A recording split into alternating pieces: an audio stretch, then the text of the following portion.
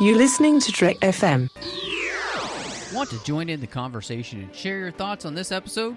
Join the Babel Conference, our listeners' discussion group on Facebook. Just type BABEL into the Facebook search field, and we look forward to seeing you there.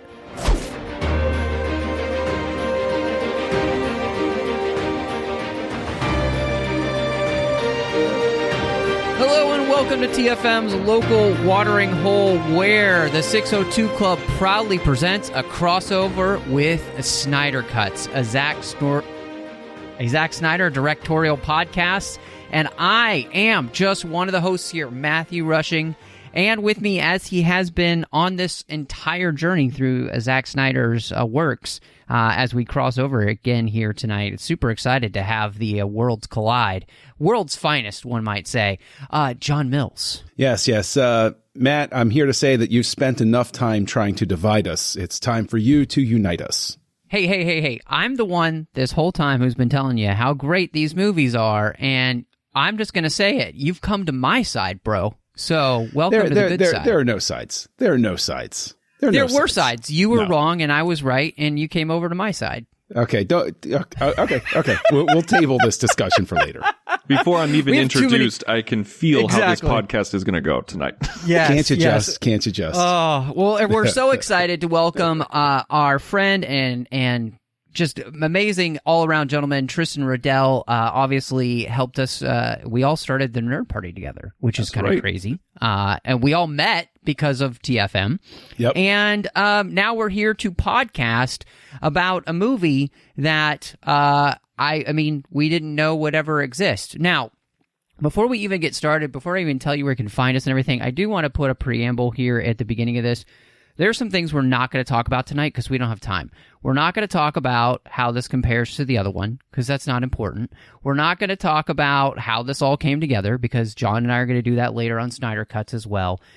We're here to talk about Zack Snyder's Justice League, and so we're going to try and focus specifically on what Zack Snyder gave us in his version of Justice League. The other things we will talk about as we continue Snyder Cuts. John are going to cover Justice League as well as the whole Snyder Cut movement. We're going to be looking at a book called Release the Snyder Cut, written by Sean O'Connell. So we're going to talk about all that stuff. I just wanted people to know that it's not like we're going to skip that stuff, but it's really not important for this discussion. So, of course, remember, you can find us wherever you get your podcasts. Please make sure you're subscribed wherever you are. If you're on Apple Podcasts, give us a star rating review. Of course, you can find us on Twitter at the 602 Club and as well as Instagram at the 602 Club TFM. Of course, as this comes out, we're about to do our drawing for the new version of BVS, which the Batman v Superman, the remastered, that's coming out on disc as we speak this week, and we're drawing for that. So you need to be following us on Twitter to be entered for that drawing.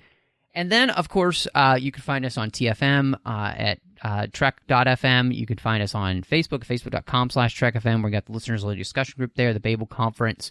And, of course, huge thank you to our associate producers, Ken Tripp, Davis Grayson, Ryan Maillet, and Daniel Noah. Thank you so much for supporting the network through Patreon. If you like what we do here, guys, go to patreon.com/trekfm, and you can see how you can be part of the team.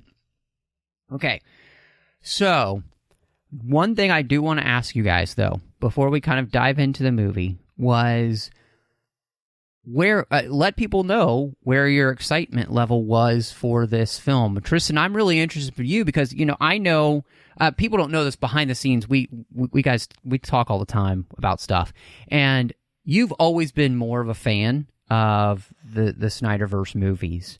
And so how are you feeling coming into Zack Snyder's Justice League?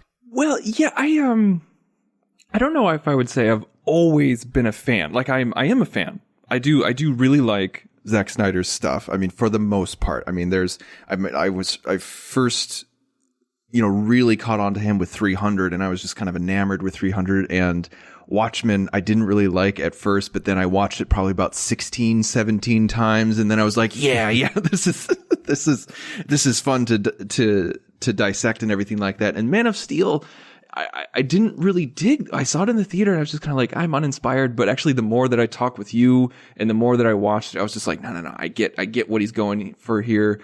And Batman v Superman, when I saw it in the theater, everybody was just, clamoring, saying it was too dark, or that they didn't like it, or was, and everything like that. And I was kind of in the wings going, saying, I kind of liked it. I thought it was okay. And then when the Ultimate Edition came out, I was like, no, okay, this is cool. This is cool. So, but with Justice League in 2017, when I saw it in the theater, I was just like, man, like what happened here? Like it just felt so rushed and everything like that.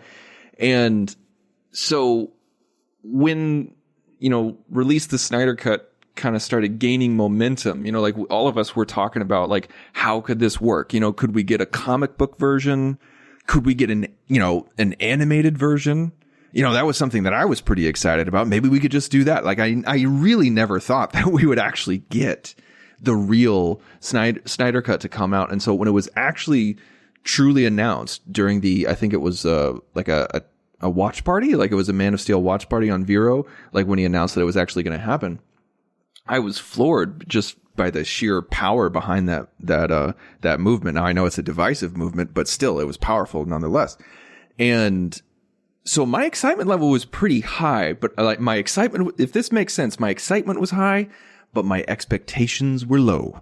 Because when you have something this crazy, like it had for 3 or 4 years, when you have this much buildup, you're just like, there's no way that it can deliver this much. There's no way this could be the perfect movie. Like this is not going to be The Godfather. It's not going to be Citizen Kane. And that's what everybody's acting like it's going to be like. But even though I really wanted to enjoy it and I really wanted to love it, my expectations were only just let it be better than the theatrical. And that's where I was at before I watched it. Yeah, and I think, honestly, anybody that's been listening to Snyder Cuts knows how it's sort of progressed with me.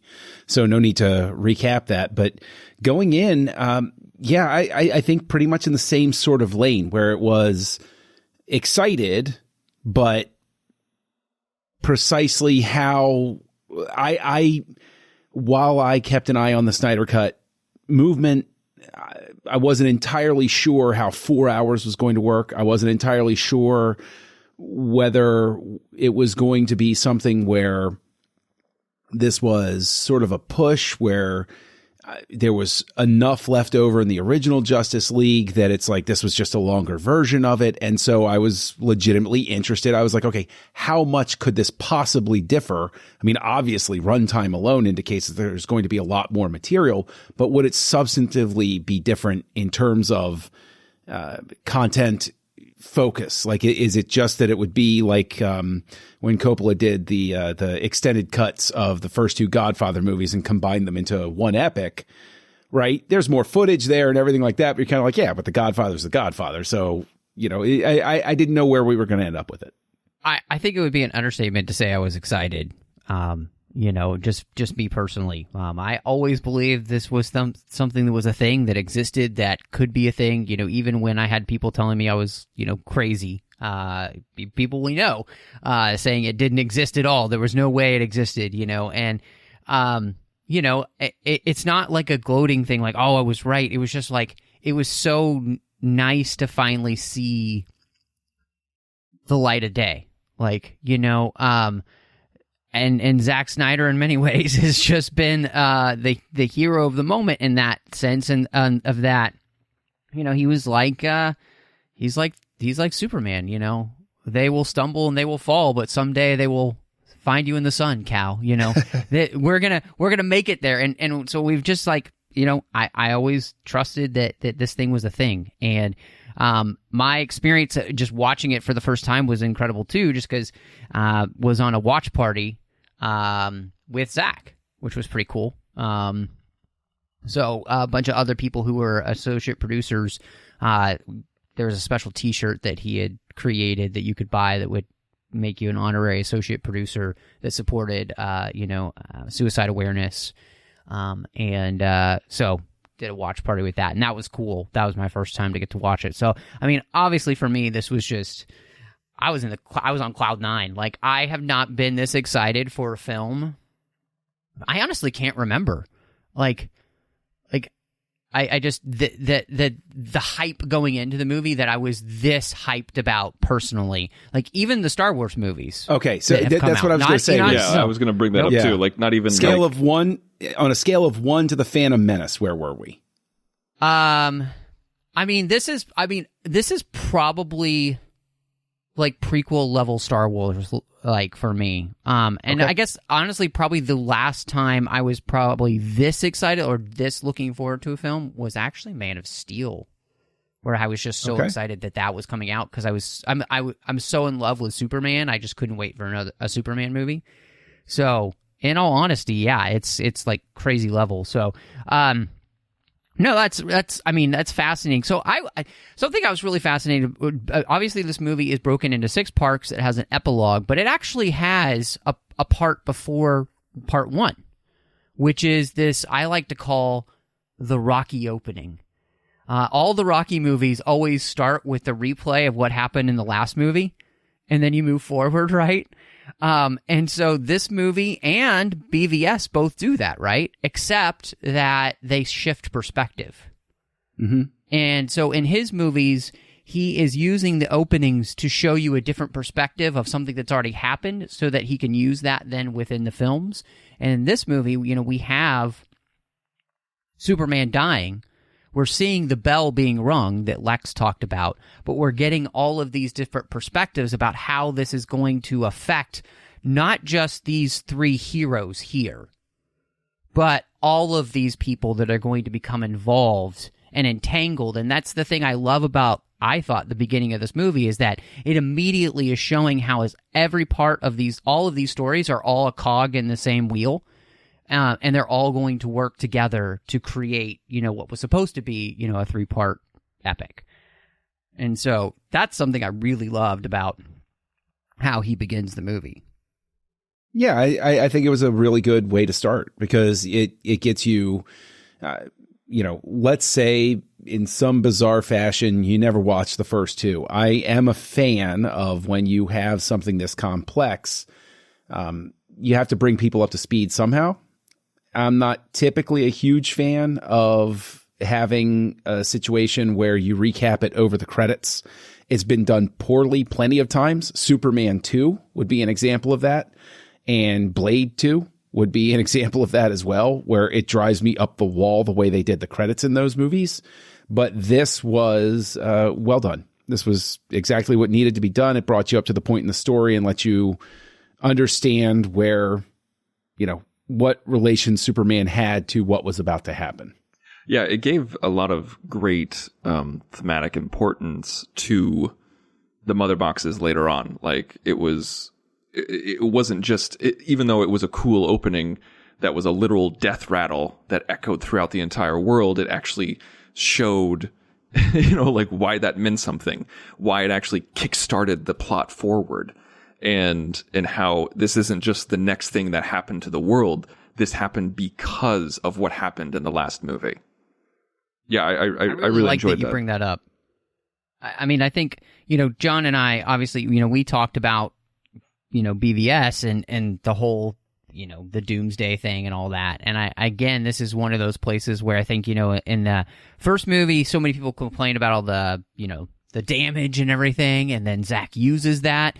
Everybody complains about Doomsday in this movie, and yet you're using that and the death of Superman to be the catalyst for everything that's going to come next, And so it's like there is a reason, there is a specific thought process behind why all of these things are happening. And I do have to say, and I'll just call out here, even at the beginning of the movie, can we just give Chris Terrio some serious props for his BVS as well as Zack Snyder's Justice League scripts? Because like the way he interconnects all of this guy is really good, and shows how completely wasted he was on The Rise of Skywalker. Because this, to me, was phenomenal script writing when you put these 2 movies together. It really is creating something pretty unique and special. Yeah. I mean, I don't know that I could say it any better than that, honestly. Terrio, I think, finally, because Goyer shares writing credit with him on BVS, but here this is Terrio. Mm-hmm. This is Terrio's script, and I think that it's really nice because he is a very talented writer, And I think it's just evidence that, I mean, I would use this if I were him as a calling card to go in and say, look, I don't need a co-writer. Just let me handle this. I think he should get accolades just for coming up with a line or utilizing the line, the future has taken root in the present. Yes. I friggin' love that moment. Yeah. Just that, I know it's a very simplistic line, but yet it was utilized quite well. Yep. Nah. And so many of the characters say really good, impactful lines that on their surface don't necessarily sound like amazing or whatever, but it's like it's about them coming from that character. And I think in the very first section, so we're gonna break this down just into sections of the movie, and we're just gonna talk through those sections because there's just so much here. I couldn't think of any other way to really outline this that would make sense.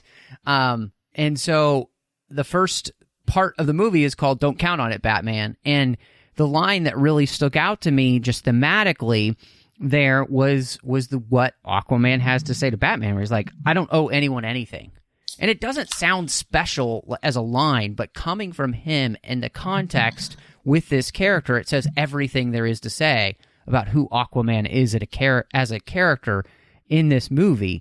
And so to start off with this, in Bruce's journey of trying to bring these people together, I loved that. To me, that was just a first hallmark of the writing of the film and what we were going to be getting in the depth of these character stories. And I don't want to do this a lot, but from what we got before, where everything was truncated.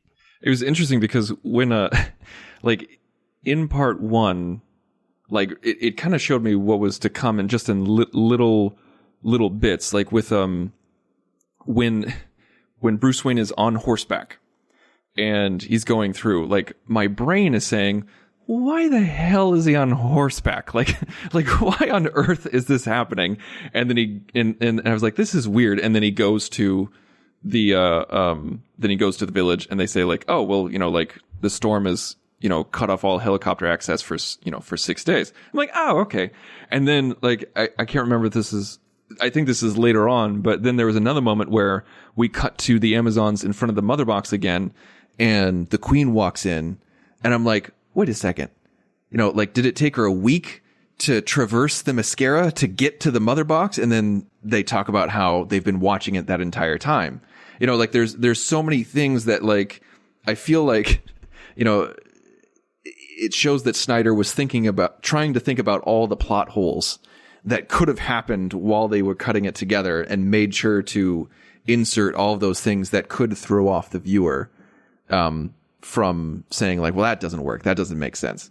But that was just like one of those things where it kind of made the journey realistic in that way, where it's just like, when you're dealing with a movie that has a futuristic troop transporter, why do we have Batman on a horseback? But they explained it. It's not just because it's cool and cinematic at that time, but it was also necessary. Yeah. Yeah, exactly. Terrio wrote a very, now this seems weird to say for a movie that wound up being 4 hours, but he wrote a tight script. He wrote something that really it efficiently tells the story. And like you said, Tristan, it addresses everything as it goes. And it does do so in such a way that doesn't necessarily call attention to itself. Because, to go back to your talking about Aquaman, Matt, we learn everything we need to know about Aquaman's state of mind in that first encounter. It makes us intrigued. How did he get to this point? We want to learn more, but we know where he is. While at the same time knowing, thanks to Bruce's dialogue, that he in a way resembles Superman in the fact that he doesn't want to be a part of the world, but Bruce outs him. He shows up during tough times. He brings food. He saves people. There's something very Man of Steel-ish about him in a darker sense, because he isn't going through what Clark went through. Clark's dad said, don't get involved in the world. They're going to be freaked out by you. Whereas Aquaman, everybody's saying, you got to take part in everything. And he's like, I don't want to. So there's this sort of echo of Man of Steel, but just from a different mindset. Yeah, and I love that you bring that up because it's something that's going to happen with, especially I think the stories of like Flash and Aquaman and Cyborg, the characters we haven't spent time with before, and where we're really going to be diving into their backstories, and each one of them in some ways can't help themselves from helping people, and yet doesn't necessarily want to be or know how to be the hero yet, you know? And so what we see is in that all of Snyder's movies, all of these movies are about heroes learning to be heroes and the journey to get there. And to your point, Tristan, I mean, you put the guy on horseback, you make a reference as to why that's the case, but I also think that what it tells us about the movie is that we're going to take our time. We're not going to rush through things. We're not going to just we're going to allow the movie to breathe. We're not going to make a J.J. Abrams movie where everybody's panting and sweating all the time because everybody's always running, and you never know what's happening with the plot because nobody spends an extended 30 seconds to tell you what's happening in the plot, other than when they're out of breath and they're telling you all the plot and you can't even hear what they're saying because they're so out of breath. No, we're going to let this movie breathe. And obviously, again, we have 4 hours to do that. But in all honesty, I never felt like this movie was 4 hours. It goes by to me very quickly because everything is so interconnected, and I never felt like I was in a scene too long till it shifted to another scene to give me the opportunity to go with another character. And so that, again, the intercutting and the editing and everything there really, I think, helped with me not getting fatigued by the movie's length, at least for myself. I think I think this is all personal opinion and preference, but I didn't feel that. I felt that way. I felt how you felt later on. Once we got to the middle and then to the end, it didn't feel like much time was going on. But I think the first couple of parts, I think part 1 and part 2, I definitely felt a little drag. I felt okay, let's get going. There's a difference from letting it breathe and then letting it sit. And I feel like there was more than a few times when the slow motion felt very self-indulgent at the beginning, and I didn't mind it later on. But I feel like if I could tighten up anything, it would definitely be in that first couple of sections. John, what do you think? Well, I was just going to say that I was talking about this with my wife, who hasn't watched it yet. She probably never will. She hasn't even seen all of the Marvel movies. So, God bless her, whatever. She couldn't even stay awake during Star Trek 2. How am I still married to her? Who knows? But with Justice League, she asked me, she said, so did you like it? And I gave her my opinion. And she said, but did it need to be 4 hours? And this is where I'm going to sort of try to be on the fence with you guys here. I said to her, no, absolutely it didn't. I'm I bet you I could sit down and pull an hour to an hour and a half out of this. But I didn't mind the length, and I did think it moved extremely well for a 4-hour movie. I was engaged from beginning to finish, and I think the key to that was the fact that it was split up into the parts. Was it gives you the opportunity to stop and digest and make the decision, okay, do I want to take a second? Do I want to go to the bathroom? Something like that. For me, that helps with the idea of whether there's drag. It's like an intermission. Branagh's Hamlet was 4 hours plus, and there were a lot of people that were like, oh my gosh, I adored it. I thought it was fantastic. Yeah, had an intermission. Here. Yeah, it had an intermission. Great. Hateful Eight, possibly Tarantino's greatest film, had an intermission. It was 3 hours and, I don't know, it was almost 4 hours. It's more than 3.5. And so I think that it worked. I mean, I get what you're saying, right? I'm sitting there. I'm saying, if this had been released at theaters, there's no way it's longer than 2.5 hours. No. Period. Full stop. But in this environment and the way that he broke up the parts, no, it works for the way it was released. What helped me was I kind of viewed it as a season of television. That was kind of how my when I sit, when House of Cards was coming out, we would binge as much as we possibly could during the entire weekend. So that's 13 episodes in one weekend, an average of, 42, 45 minutes. That's a lot of time. And so when I sat down and when we got to when we see the horse scene, like rushing, like you were talking about, like when Bruce was on the horse and it went 2 more shots than I expected, I was like, so that's how we're going to play it. Okay, I got to settle in here. I got to make sure I'm comfortable. You know, like I got to sit down. I got to change my thinking. And so like, as I was moving forward, I was just kind of like, view it as a season of television just dropped and you're binging it, and then you'll be able to move forward, because there's so many times when people will say like, oh, I can't watch a 2-hour movie right now. I'd much rather watch 5 episodes of television instead. Right. And the thing is, I'll pile onto that as well, that Twin Peaks: The Return, which I lauded when I watched because it was so different and the takes were so long and so different. Trust me, this did not linger the way that Lynch lingered in Twin Peaks: The Return, especially in those first 9 episodes, right? So I think you comparing it to a season of television, I immediately think of that. I'm like, well, that's a season of television that really stretched out the takes. So I think that your mindset was right. I just think he knew he had the 4-hour block. He wasn't under pressure to get as many showings in a weekend as he could. Yeah. And he said, okay, I am just going to lean into this and I'm just going to do my thing. I think the exact same thing. I mean, that's what I was talking with my wife about it, where I almost had the exact same conversation that you had with us just now. Like, did it need to be 4 hours? Absolutely not. Could you cut an hour from it? Absolutely. But like, was it self-indulgent? Yes. But if there was ever a time for a filmmaker to be self-indulgent, this is the time to be self-indulgent. Yep. You had to leave a movie because of massive creative differences and producing problems and studio interference, and because of personal tragedy. And then you have this huge fan base crying for you to complete your vision. And then you don't have to release it in theaters. You actually get to release it on streaming, where more people get to watch it during a pandemic, and it can be whatever length you want it to be. Hell yes. Be as self-indulgent as you want. Make it as long as you possibly want, because you've earned it. Yes. Yes, indeed. Yes, indeed. What I really liked about, this first section, was the fact that, I felt like, they really keyed into, obviously, the movement of the character of Batman from BVS to this. And, it's so important for him to be the one on this journey because, he's the man who has stopped working alone.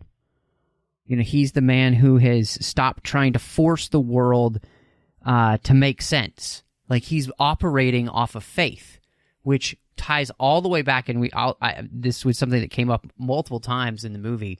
But it's actually goes all the way back to Man of Steel, where Clark was talking to the priest. And the priest is like, sometimes you just have to take a leap of faith. Mm-hmm. And the trust part comes later. And Bruce is taking that leap of faith and believing that the trust part between this team that has to come together to save the world, he knows it, is going to come later. And that's completely different than the man who is trying to force a world to make sense.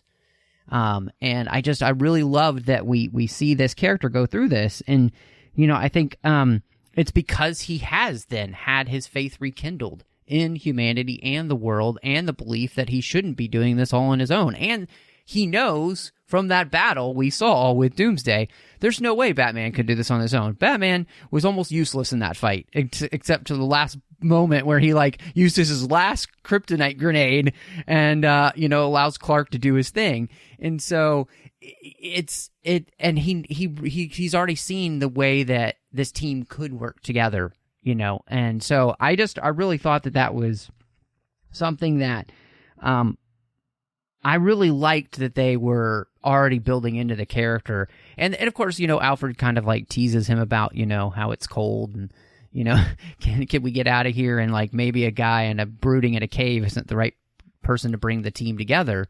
But that ties all the way back to the very end of the film, where it's Bruce is the reason that this team came together, because he was persistent, because he believed that they could do it, because he had faith that it could turn out this way. And that's a great arc for the character we've seen in BVS, who was so he's like a homicidal maniac almost. to somebody who's completely different, and his life has been changed by this one man who we knew for 10 minutes. So it's a really great, because this whole movie is going to key in thematically to being a hero takes sacrifice.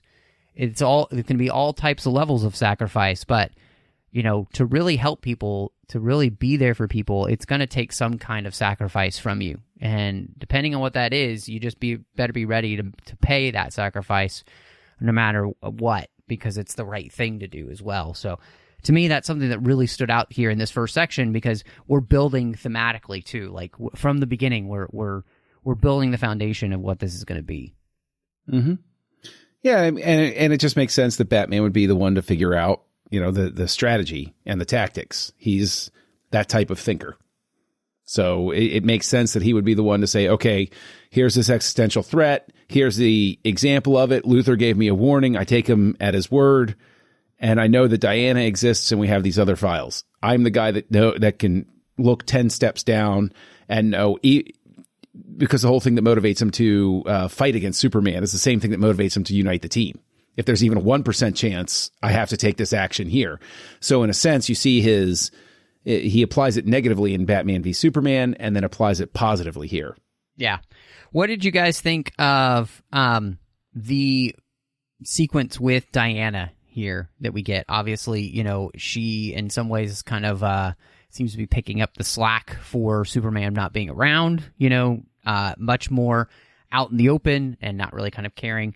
How did you feel about how this plays in the film?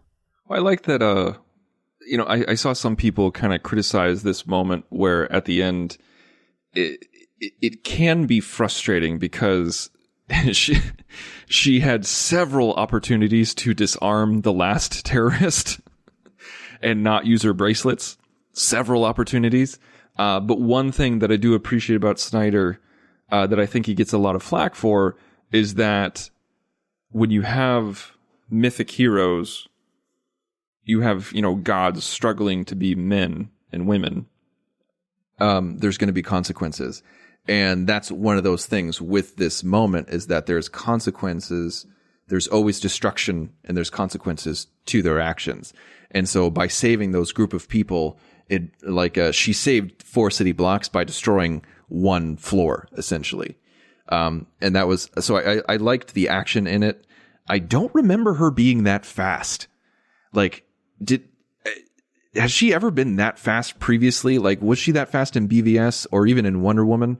Because she was Flash level fast in that scene. She's, even in the theatrical cut, they show her as being very fast, but I think this might be really the first time where we've seen her speed. In Wonder Woman, we see her do some things pretty quickly, mm-hmm. but I think this is the first time where you really just see how fast she can be. And in the Pantheon, I think it's, Wonder Woman speed-wise, then you have a character like Superman and Flash. Flash is definitely the fastest in the end, but Superman's right below him, and then it's Wonder Woman. So, because you'll notice in that scene when to skip ahead, when they're fighting Superman, she's not following Flash. She's not that fast. Mm-hmm. But she's, obviously, you'd have to be fast enough to stop a speeding bullet. So that's true, and she can, yeah. And so that's pretty quick. It was weird, because it took me off guard, because I just don't remember seeing her be that quick. And I guess they just filmed it differently. But yeah, and then we get the introduction that we'll hear for the rest of the film, where whenever she appears on screen, every single time she pops up in the film. Yeah, just as a quick side note, just to go into the destroy the floor instead of 4 city blocks thing. One of the things that there's even bits of dialogue about this, where there you have some of the old gods about you. It's like, well, what were the old gods? If you look back through mythology, they wiped you out if they needed to. That sort of thing. So it's definitely Snyder's world is not one where she's gonna capture that terrorist who wants to destroy children to take us back to the Dark Ages and destroy the mud, blah, blah, blah, and all of that stuff. It's like, prison's not going to help you. Bang, Well, and I think, John, I think it was even Sonny Bunch I saw on Twitter and labeled the idea of, with Snyder's universe, this idea of righteous violence.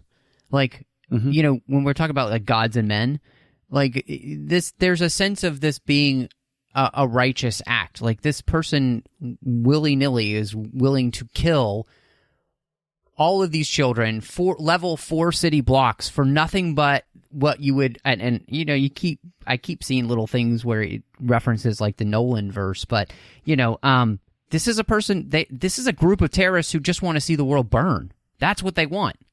They don't really seem to have a thought or a care other than they really want to see the world burn. And so, to dispatch him this way is righteous justice. Like, this person doesn't deserve to live, and Snyder is not afraid to have his characters be able to make that decision. And Wonder Woman hasn't always been in the comics the arbiter of like peace and love that she's kind of become in later works. Especially more recently, and somewhat in Perez's version, but like in the 90s and the New 52, she's much more and especially in the New 52, she is a demigod, like, and she has much more of the Greek sensibility in her as to, she's much more of the warrior than she is the goddess of love kind of thing. So that's what I think they're leaning into anyway with this interpretation of Wonder Woman. And so I don't really have a problem with it for her being more of a warrior, which makes sense when we've had, we had the Wonder Woman movie, which truly actually makes a quadrilogy, because that movie really does fit in here because Snyder helped write that story with Patty Jenkins. And, that's a warrior culture that they are. So she's been raised with these values, and that you protect the innocent life, at all costs and hold no bar. And she doesn't. And I appreciate that Snyder is willing to allow these characters to have that freedom and that movement. And it again, too, because it's a demarcation from, it's not just the same as what we're getting in the other franchise, which is great, too, because I like that franchise as well, but I don't want the same thing all the time. Like, I think it's definitely, I like that this is different. I think it's definitely a holdover. I mean, when BVS came out, it was definitely like, they started calling, Ben Affleck's Batman Murder Batman, or like the Murderverse and everything like that. And I think this is definitely a holdover from the Dark Knight trilogy, like this kind of this sentimentality where, like the Dark Knight trilogy and Nolan like really leaned into the whole I have one rule thing. That's it. I have one rule. I don't kill. But he even killed Harvey Dent. Like, so every single cinematic Batman has killed on screen, and that's just how it is in film. And so I feel like that kind of mentality has kind of bled in, or I should say perception has bled into the other DC characters, where it's just, where people like see a DC film and they're just like, oh, why is Wonder Woman killing? Like, why is Cyborg killing? I mean, she straight up murdered somebody in the last movie too. Yeah, so it's not like we haven't seen that before. I know it's ridiculous. And so like, you never get that. You never get that kind of mentality for Marvel or with Captain America. He's a soldier, like this, Thor, like he understands that sometimes you have to end somebody's life in order to end the destruction. And I really do think it's just because of the whole Batman doesn't kill rule that it bleeds over to the entire DC universe, where people see that. And it's a misconception, but I think that's where I think that's where it comes from. Well, before we, leave this section, we do have the massive battle that happens on Themyscira when Steppenwolf arrives to finally take the first Mother box, which, holy mother, this is a cool scene. Steppenwolf, one, looks amazing. The CGI on him is impeccable. Some of the scenes where they're up close on him, you're like, I could reach out and touch that dude. Like, literally, that's what you feel like. It's really good. But I really enjoyed the scene. I thought it was, it's so wonderful. And I don't know why I thought about this, but I was thinking about how difficult this would be for these women who have we've learned that, Wonder Woman's 5,000 years old. Some of these women are probably older, right? Mm-hmm. And so could be 6,000-7,000 years old. Some of these women have known each other for that long. Can you imagine losing some of your sisters that you've known that long? The pain that you would feel, like that person is so integrated into your life. It would be like, the root system of a tree if you just ripped out half of it. Something struck me about that when learning how old these people are, and when we see, the first age later, I was like, wow, these women are hardcore. They're willing to give their entire life, and when they're like, her friend is just like, shut the gates, just let us die, give us honor. I was blown away with that, and thinking about that. But the whole scene was just, I love that it's more violent. I love that Steppenwolf is just a bad mother, and could care less about anybody and anybody that stands in his way. And the whole scene to me just looked, as good as you can expect. I mean, all CGI is going to look like CGI in the end for the most part. But this was great stuff. Yeah, I thought it was really ambitious. I thought that the blocking, if you want to call it blocking, for the battle inside the dome was really well done. It was busy but not confused. And I did like I liked Steppenwolf's design better this time around. To your point, CGI is always going to look like CGI after a certain point. I thought that his flesh stuff was much more, his flesh and bone part was much more convincing than the armor part. But at the same time, it's like this living armor sort of thing. So I'm kind of like, it's better than Spawn. So sure, that's fine. But I think that the spectacle of that first fight is thoroughly enjoyable.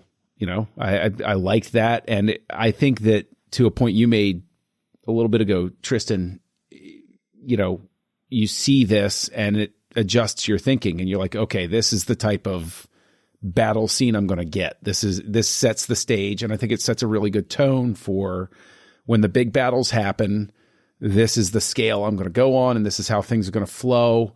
And so in a sense, it sort of immerses you and brings you up to speed. This is what you can expect, when we have fights happening throughout the film.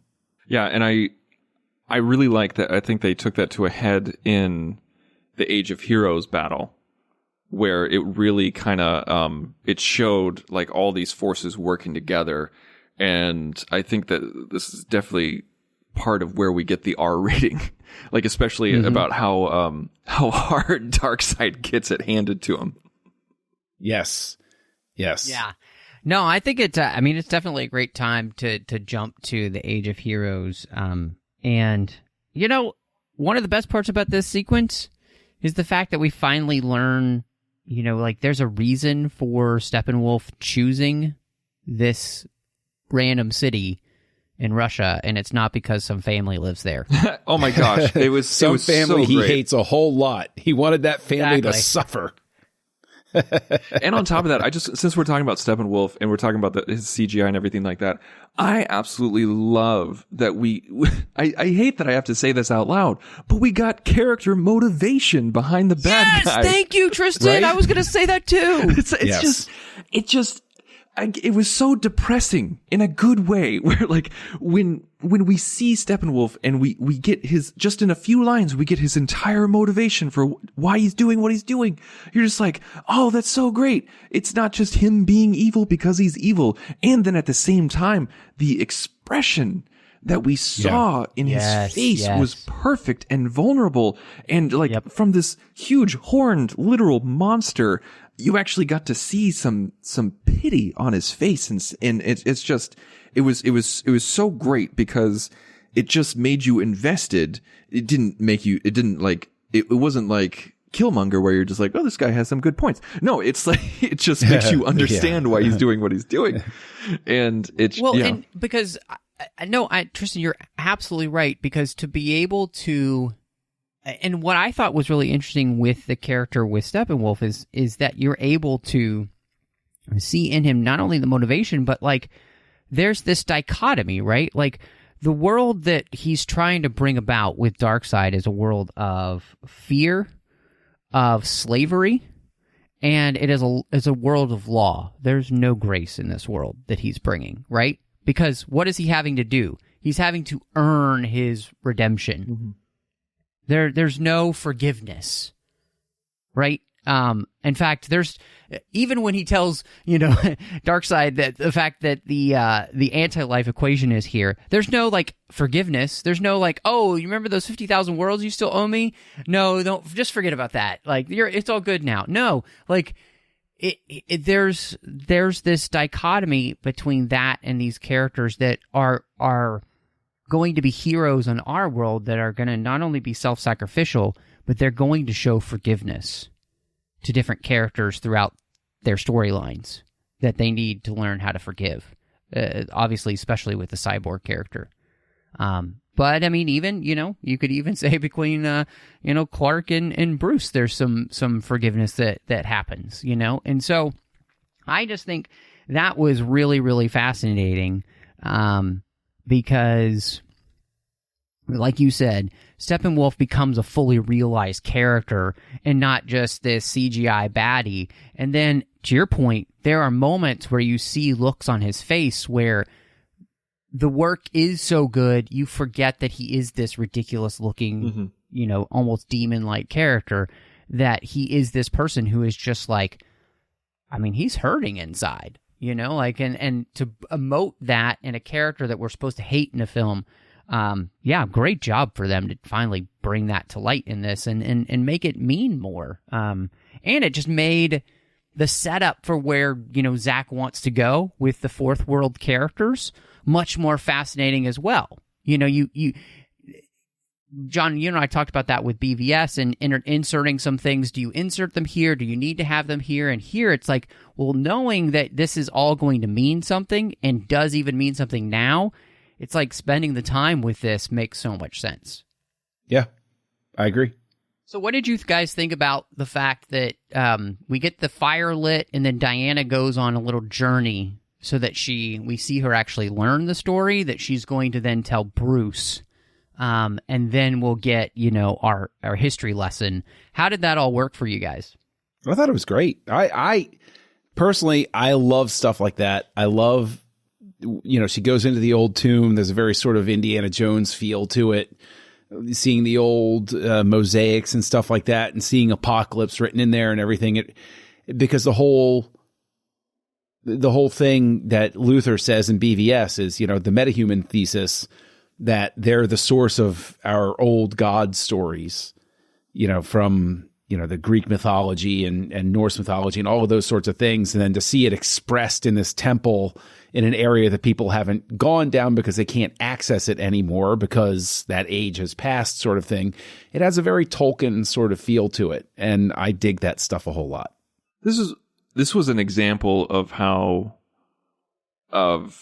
where I enjoyed all of this movie. I enjoyed all the 4 hours. I was entertained for the entire 4 hours. But I feel like this is probably something that would land. I mean, it did land on the cutting room floor for 2017, but I feel like this is something that probably could have excised and you wouldn't lose too terribly much. Like, did I like the whole Indiana Jones aspect of it that, John, you were talking about? Yes, I did. But I feel like this could have been truncated and you wouldn't really lost anything because, with Wonder Woman being 5,000 years old, this is something that I feel like she would have known. Like, is this really something that we needed to see her learn? I think is what I was when I was watching from as a movie goer. I mean, I would say that, but remember how much her mother kept from her, even in Wonder Woman. Mm-hmm. Like there was so much about her past and just the past in general, the which her mother had sugarcoated for her. And so I could kind of see. I don't think it's unbelievable that she wouldn't know. She would know. No, I don't think it's unbelievable that she wouldn't know. Not at all. I just think that it's a leap that an audience, I think, would take. Where I don't think any of us would say, like, if we just went right into her monologue, or like not right into it, but like if we didn't see this part and just went to her monologue, I don't think we would go, well, how does she know that story? I think that's all that I meant. See, I didn't take her going into the crypt so much as her learning it, so much as her saying, oh crap, this is that old story. Oh, okay. Like, I didn't take it as her, like, that's just how I saw it. It was like, oh my God, I know about this guy. Oh geez, I better go to Bruce Wayne right now. I can go with, let's get the team together. Yeah. Well, and I think, John, you mentioned the whole, like, Tolkien-esque part of this, and Zach has even talked about the idea that this is basically, I mean, these three movies would be like comic book Lord of the Rings for him.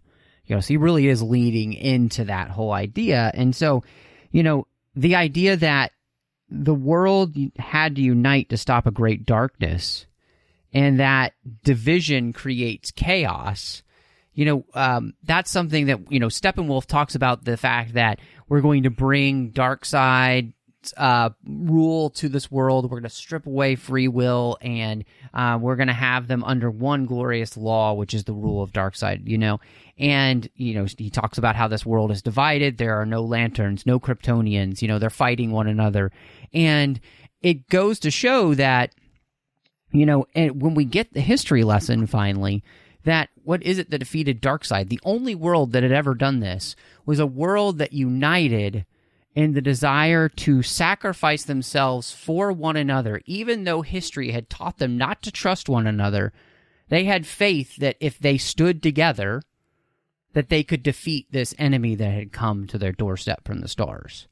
And that's the thing I think is really, again, thematically beautiful about the movie, is that we're saying there are different ways we can go. We could just pursue power, or we can pursue self-sacrificial love that thinks about others as well as ourselves, right?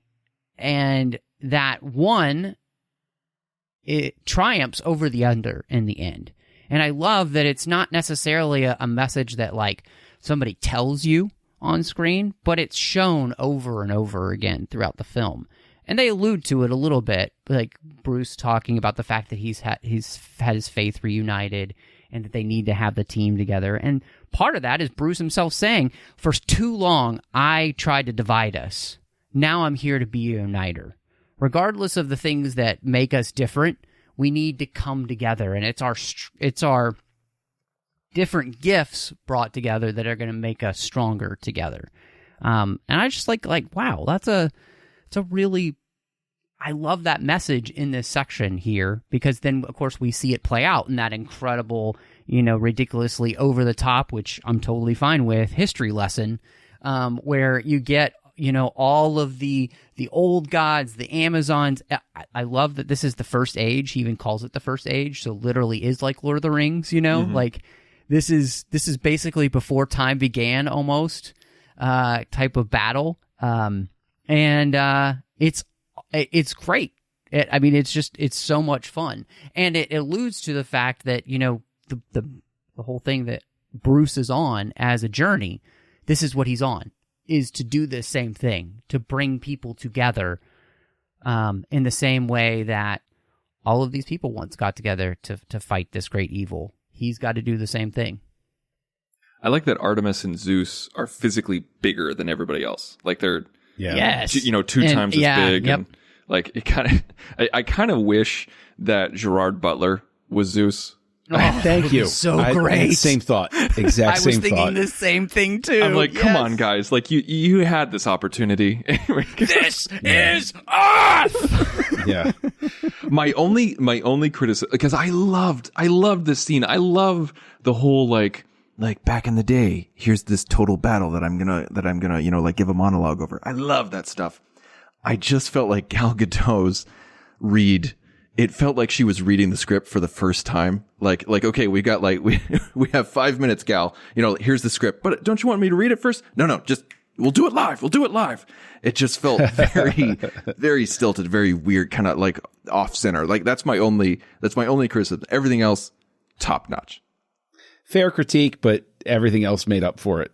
And I love that we got to see the ring. The lantern ring. Yes, the Green Lantern. Yeah. That poor ape Green Lantern. Yeah. No, but just that that Darkseid reached for it, and then it like zipped away from him was such a nice little touch too.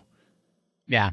Well, and what I also kind of liked is that he wasn't creating constructs, because this is like, how many thousands of years ago? Who knows how many thousands of years ago? So, like, we would, what constructs would you make, right? And so I kind of enjoyed the fact that they didn't go with that idea because, all the constructs that we kind of would think of him making as a Green Lantern these days don't exist then. And so, like, just to have it be this, again, it's like 8,000 years ago, have it just be more of a primordial power of will, that's coming out of the ring made much more sense to me. It's like, I feel like they had thought that through. So that was great. This section, we also deal with Arthur returning home for the first time in the sense that, and this differs. And obviously, Zach has said this movie is not in the DC canon per se, because there are things that differ from what we get in, like, say, Aquaman, the movie. But, here he literally returns to where King Atlan is sitting. And, he comes to this place and he has the conversation with Volkov, which I really loved this conversation because Volkov tells him, you can't turn your back on the world forever, above or below. And this is one of those lines where Terrio, I think, just nails it. Like, it doesn't sound like anything special, but coming from the character to the other character sounds great. And I love how Arthur has been helping all these people, but at the same time, he's running from his responsibility. Because responsibility for him, as with all of us, equals sacrifice. It calls for us to self-limit our choices by taking on the responsibility. And in the end, Arthur is a man who needs to man up. He needs to put on his big boy pants and be the king he's meant to be. And obviously, this ties in. I mean, he even quotes Hamlet, to be or not to be later on. He's basically like Simba and the Lion King, which is basically Hamlet. So he is that king. And I really liked, and I thought, man, it is a disappointment to me that this was not the movie that came out, because the way that it does set up the Aquaman movie, I think, is really beautiful, because you do have this character who goes on an incredible journey that by the time they get to Aquaman is more primed to take the mantle that he has thrown off for so long. And just, again, that idea of responsibility and what it means to pick up responsibility was big. I can't really add anything to that. I'll pull a pin and throw the grenade and say that everything having to do with Aquaman in this, I enjoyed far more than the actual standalone movie, and was glad to have it. Willem Dafoe is fantastic in everything. Willem Dafoe was amazing in this. He only had, I think, one speaking scene, right? But he was in two scenes. And he just draws you in. He just draws you in. And I like his look better in this film than in the Aquaman movie. I mean, everything about this movie, Justice League is better than the Aquaman movie, but yeah. I mean, you could tell specifically that Snyder had a vision for what the Aquaman world would look like, that they definitely changed once his version of Justice League didn't come out, and they barely spent time in Atlantis at all. And so, I mean, and in some ways, it gave James Wan, I guess, the freedom to do what he wanted to do in his movie, which, I can't necessarily complain about, because I want Zack Snyder to have the freedom to do what he wants as a director. I want James Wan or any director to have that same freedom. But I do, John, I like the Aquaman movie, but I do think that some of Snyder's choices in here for what Atlantis in this world looks like are more intriguing than what we actually got in the Aquaman film. Now, before we move on to Beloved Mother, Beloved Son, which is about Cyborg, I do want to say I love that when we were at the end of the Age of Heroes, the story when they divided up the mother boxes, and the Atlanteans, they have like this giant octopus kind of like tentacles, like, put it together, and then like they put it on a pedestal and everyone's around it. And then you have, the Themyscirans, devote an entire building to it, just a dome to surround it. What do the men do? Let's put it in the ground. Let's bury it. Let's forget about it. Right? Yeah, just put it in a hole in the ground. It'll be fine. But who's going to look for it? To be fair, that was the last box that was found. It's true. Absolutely because true. it was not on a pedestal with a bunch of people standing around Exactly. This is very true. Drawing attention to itself, you know? Exactly. No, I heartily agree with you guys. Yeah, so part 3, like you said, Tristan, is beloved mother, beloved son, and it is going to be the Cyborg story, but we do get the Flash scene first, which... Oh, yeah, that did come first, didn't it? Man, is... one, guys, Big Belly Burger can kill you.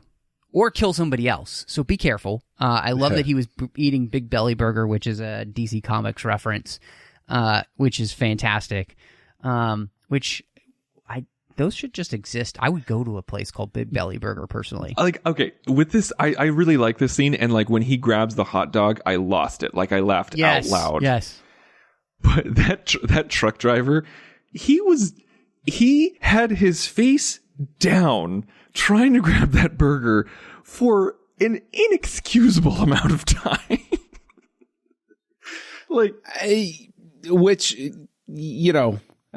given how long I see people looking at their phones while they're driving in traffic, completely believable. That's very true. You're right. I was going to call, I agree, Big Belly Burger. I love the fact that Gardner is on the name of the truck that he's driving, which is just, that's the type of nod that I enjoy in movies like this, where if you don't know the name Gardner, whatever, but if you do, you're like, I see what you did. Cool. It's a cute little wink. Well, and what I love about the scene too is this is a place again where I think Zack has thought probably a ridiculous amount of time about how the Speed Force works. And so the fact that Flash cannot just grab somebody and move quickly away makes so much more sense, because nobody else in the planet, except for picking up Wonder Woman or Superman, could stay together as a human being going that fast. Mm-hmm. And so for him to have to slowly grab them and just kind of direct move them. Yeah. Exactly. Mm-hmm. So that their force of motion isn't so jarring that it would kill them, right? All of that was beautiful. And just the scene itself is beautiful looking. I mean, the way that Zack shoots and the way that the coverage he gets, Fabian Warner here is the DP. And Wagner. I think Wagner, excuse me, he does a fantastic job, I think, of helping Snyder create the look for this. And here, all of these scenes are, when he punches through the glass, which we saw in that original trailer, it's just such a great shot. Zack understands how to make splash pages better than any other comic book director out there. He knows exactly what he's doing. And this scene was a great introduction to Flash, just as a character as well. And I really enjoyed it. I think that actress that he saved is actually going to be in Flashpoint, right? Well, she was cast in his movie originally she's Iris West, and they did recast her to be in the Flash movie, which in some ways is interesting because it kind of makes this movie canon in some ways. So nice job, Warner Brothers. Nice job. I'll take it. Plus Ben Affleck and Michael Keaton are going to be in that film. So, there you go. We have some really interesting scenes with, the Atlantean mother box and the mind probe that happens, which is interesting with Steppenwolf. We get a small Lois scene. Quick timeout on the mind probe thing. Okay. Yeah. The character design, great. Love everything having to do with art direction and all of that stuff. But I was legitimately thinking about this. Can we move away from spider-like things? I hate spiders, right? Can bad guys maybe just jump on the train and be like, if I brought out a little teddy bear, maybe it would relax people and have them start talking. Because Look the whole directly into the llama. Look directly into the llama. Thank you. Exactly. A llama, but he's supposed to be dead. As somebody who's something of an arachnophobe, the spider thing is really played out for me here. I'm kind of wondering if the almost spider star-like shape that's supposed to be is almost a Starro reference from DC Comics. Starro is a mind pro, an amazing telepath, and so I'm wondering if that's supposed to actually be the reference. But still in favor of the teddy bear approach. I understand. But hey, that's me.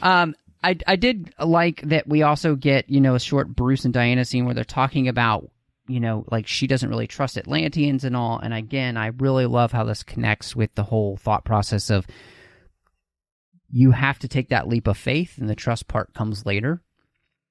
And so I really appreciated that. But honestly, this section is devoted to Flash and Cyborg. And we finally get Victor's introduction as to what happened to him as a character. And it's one of the most moving sequences of the film. Yep. The fact that it was cut out, and this is one place where I am going to reference this 2017, Joss Whedon should be ashamed of himself for cutting this out. Not only is it an incredible storyline that also connects with Man of Steel very well by giving Vic a very Man of Steel sequence where he's learning his powers, much the same way Clark does with the voiceover and talking about his responsibility and all, which is phenomenal. Hollywood is supposed to care about people of color and having stories, and Ray Fisher kills it here. And the fact that this was not there in the first place is a travesty. The fact that it's back is a triumph, and this storyline, I think, was a triumph, because I get choked up every time when he is watching the woman at the ATM. Oh man, I can't. And when handle he makes the choice to give her that increase because nobody else cares about her. It's this beautiful moment, and John, I don't know, or Tristan too, this really connected with me, that idea of the widow with the mite in the New Testament, the parable that Jesus tells about the widow who gives her last pennies. And this is the woman who does that, and yet nobody's there for her. And finally somebody sees her, and he uses his power the same way he used his intellect beforehand, which is to help a friend at school. He uses it correctly, right? His father talks about you could do literally anything technologically. You could annihilate the entire planet with a thought, if you wanted. And what does he do? He helps a woman who nobody else sees. And it's such a beautiful reflection of, I think, the way that so many people in our culture have felt, which is unseen. And we've seen the talk about that all over the place. But it's such a beautiful picture of somebody finally being seen and being helped. And it's just, I get choked up every time I think about it. It's this whole section is brilliant. Yeah, it's pretty. It's crazy that he was barely a side character in 2017, and then in this version he has more to do and more to say and more to feel than Batman. It's just it's crazy the impact that his character has and how many different directions they could have gone and where he could have gone in the future. And it is genuinely heartwarming, and it also it not only does it reference previous stuff or previous themes, but it also sets up other people's motivations much more. Where, like in the theatrical cut, you have Wonder Woman talking with Cyborg, and she just talks about, she alludes to Steve Trevor, like, oh, I lost somebody too, and everything like that, and it just evokes this thought of like, why are you still talking about him? Move the hell on. But then when you see this version and you actually see what happened to Cyborg, and you see him lose his mom and how his dad wasn't there and how he loses his, he thinks he loses his humanity and he loses his body and everything like that. It shows that Diana is trying to show empathy about how it's not just her, hung up on an old boyfriend that she knew, 100 years ago. It was like, no, like you feel a huge amount of loss. I can't even imagine what you're going through. I once lost somebody and I wanted to shut myself off. It just makes, even like, not only does it make the movie make more sense, it just shows character motivations and it makes the scene work better. It just, I cannot put into words how crazy it is that this was ever taken away in any way, shape, or form. Like, even if you just added just a little bit, just even a little bit. Yeah. I love it too. I completely agree. And I think you can't discount Ray Fisher's performance. Let's set aside everything else that has been exposed or spoken about. I'm not talking about any of the heavy stuff that has come to light or anything like that.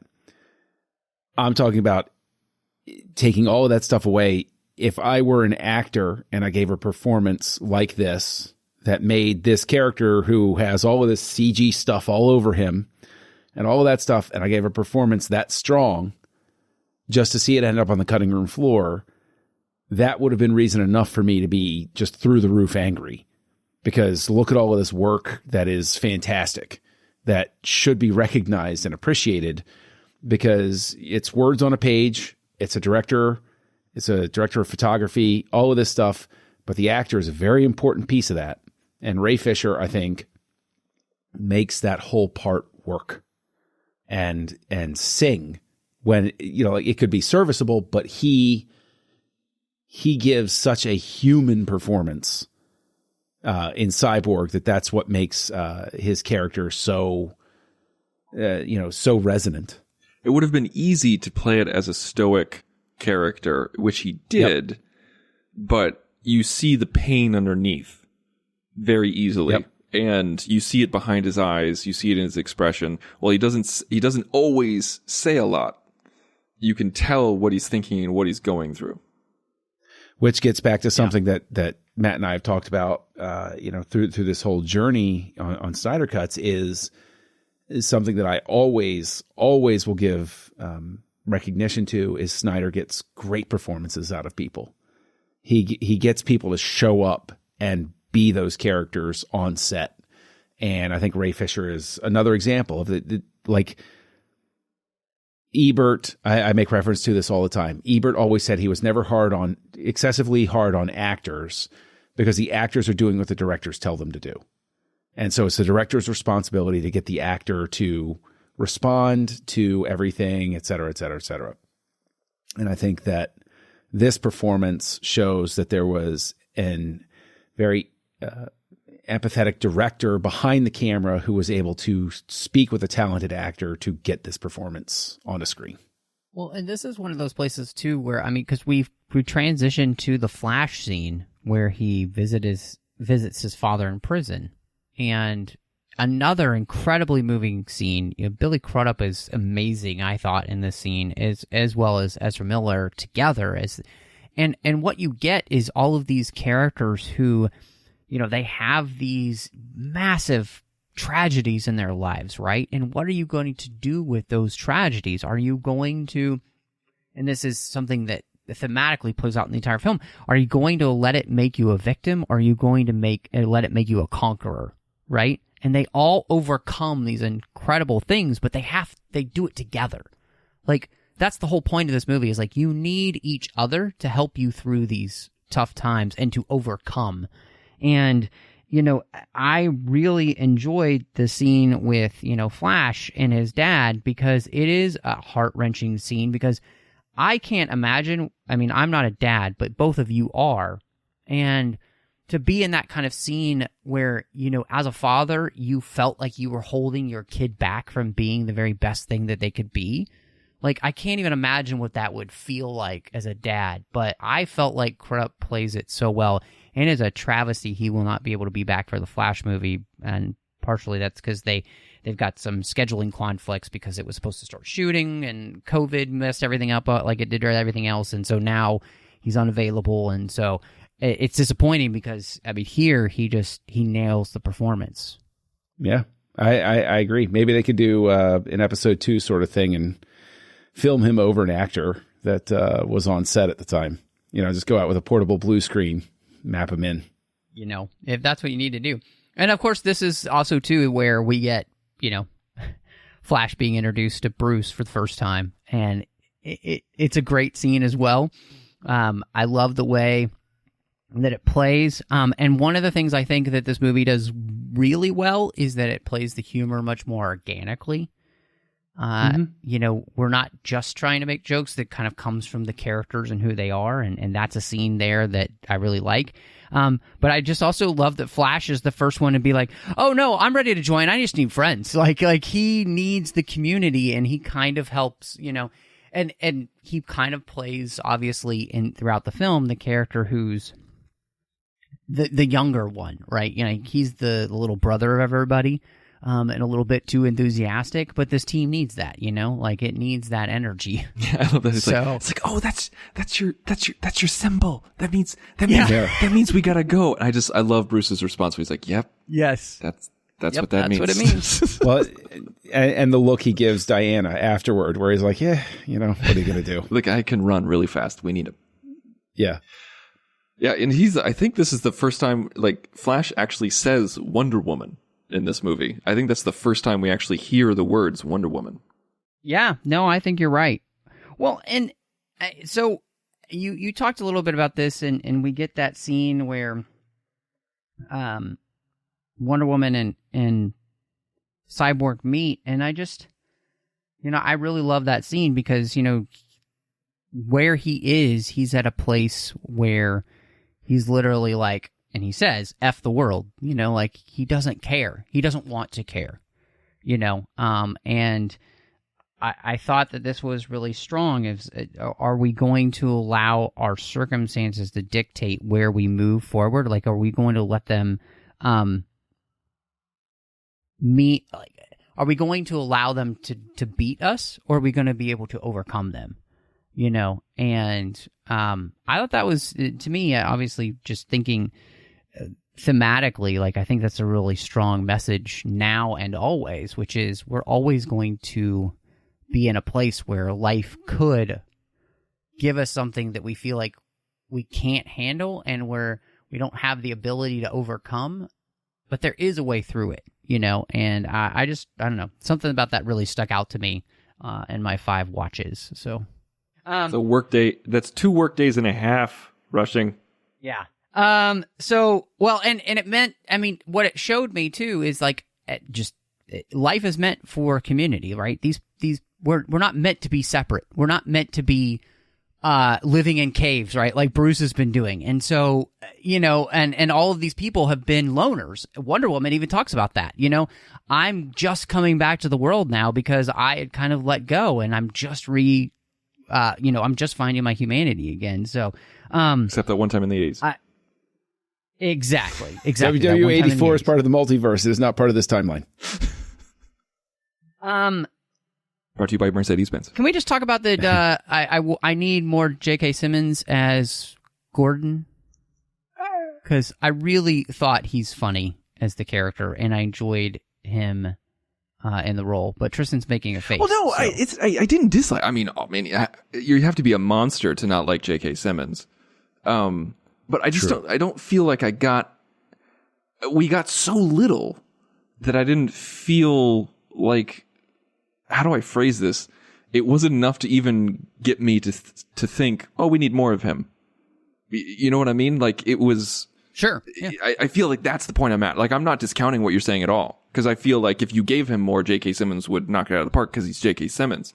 But it was just so I'm glad that we got one extra scene, you know, like, because in that was a good scene. But it was just so little. It didn't make me yearn for more. It was just kind of there. John, what do you think? I thought he was fun with what he had to do. He came across as a more exasperated sort of Gordon. Mm-hmm.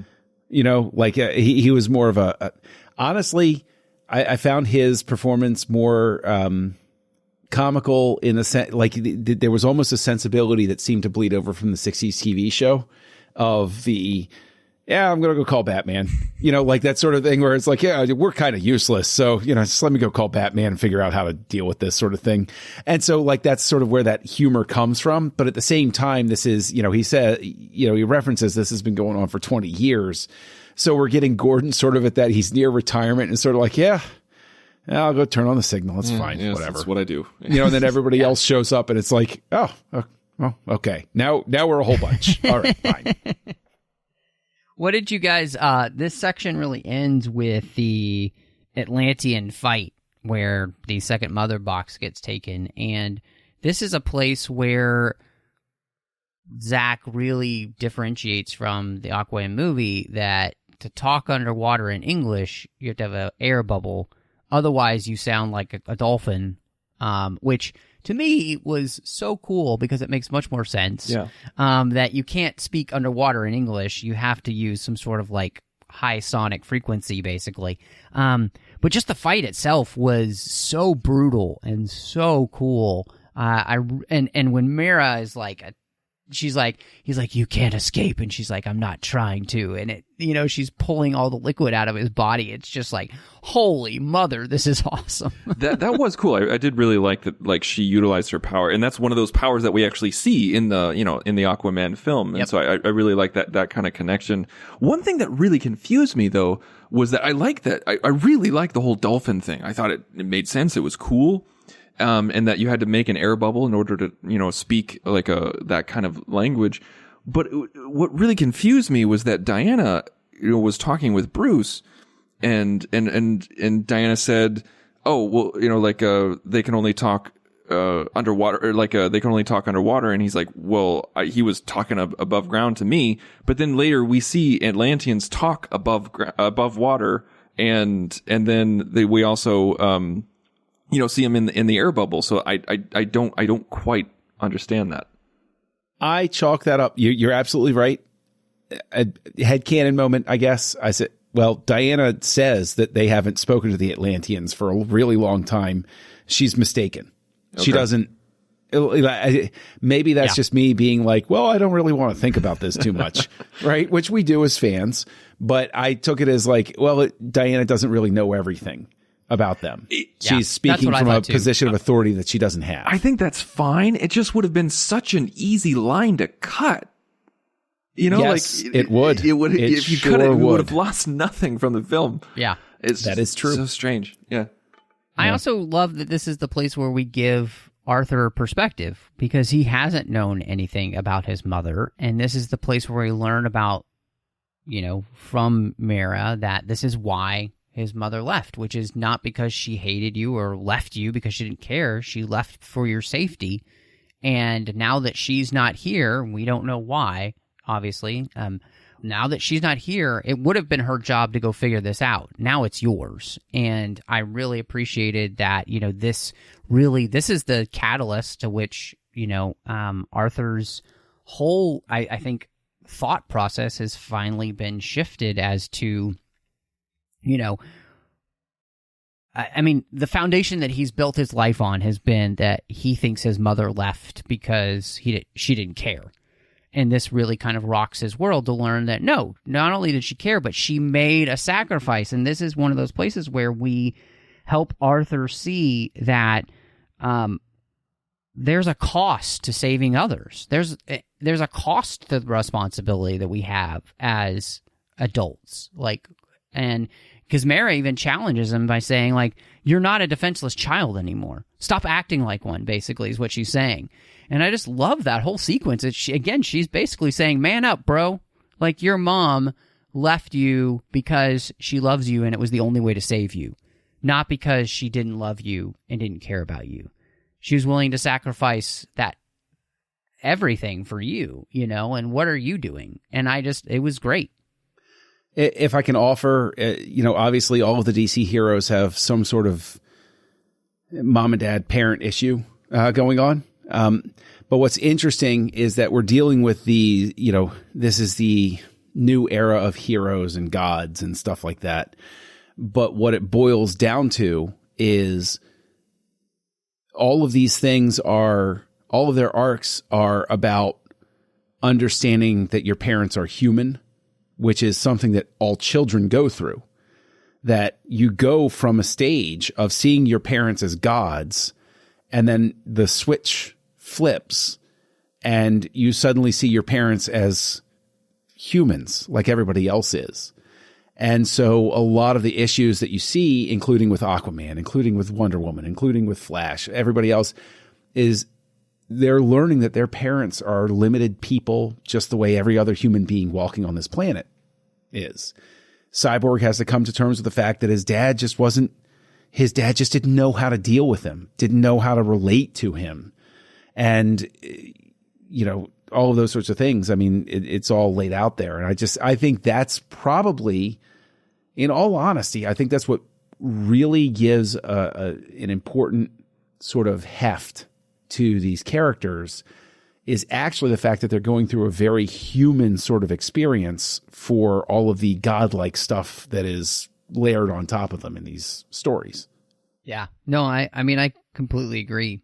Which leads us to part 4, Change Machine. And, you know, this is where we get that big battle finally with Steppenwolf as the team kind of puts together where he is. And man, this battle is just so cool. I love that we actually have a reason for Bruce having this thing called the Nightcrawler, you know, where Flash even makes the joke like, if all of these guys are coming, we're going to need a bigger car, you know? And he's like, oh, I've got something bigger, you know? And so we bring this, that's another moment where it's like we set up in the dialogue why something's happening, you know, or why something exists in the universe. It's not just a thing there to be cool. But man, I also really appreciate that this fight does something thematically, which is going to propel them to get to the point where they realize we need to bring Superman back. This fight shows that they can't do it just for the 5 of them. They need somebody else. They need somebody of Superman's power level. As strong as they are together, they're not strong enough. And so I love that kind of this entire movie, all of them have had battles basically with Steppenwolf for the most part on their own and haven't been able to win. They come together. Without Superman, they can't win. And they realize, oh crap, we need the guy who's dead to come back, because in the end, it was the mother boxes telling us in the first place that they were scared. They're scared of Superman. So we need to bring him back. Well, it also organically, I think, really sets up exactly how powerful the foes are that they're going against.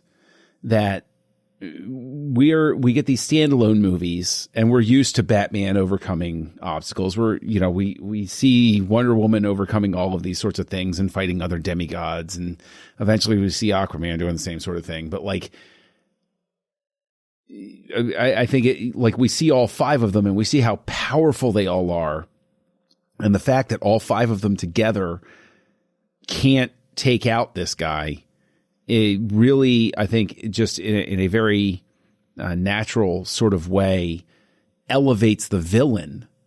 And then when you find out that the villain is afraid of somebody else, you think to yourself, oh my gosh, what power level are we talking about here? Like we saw Darkseid get manhandled in the Age of Heroes, but it sort of really escalates everything to see these 5 who we believe could really do tremendous things on their own, to have them come in there, and then additionally to have it be that Superman is the linchpin gives added weight to his character overall. I'll also say that when they get to that point where they realize that they need Superman back is sort of the moment where I look at it and I say, this is where it would have been split into 2 movies.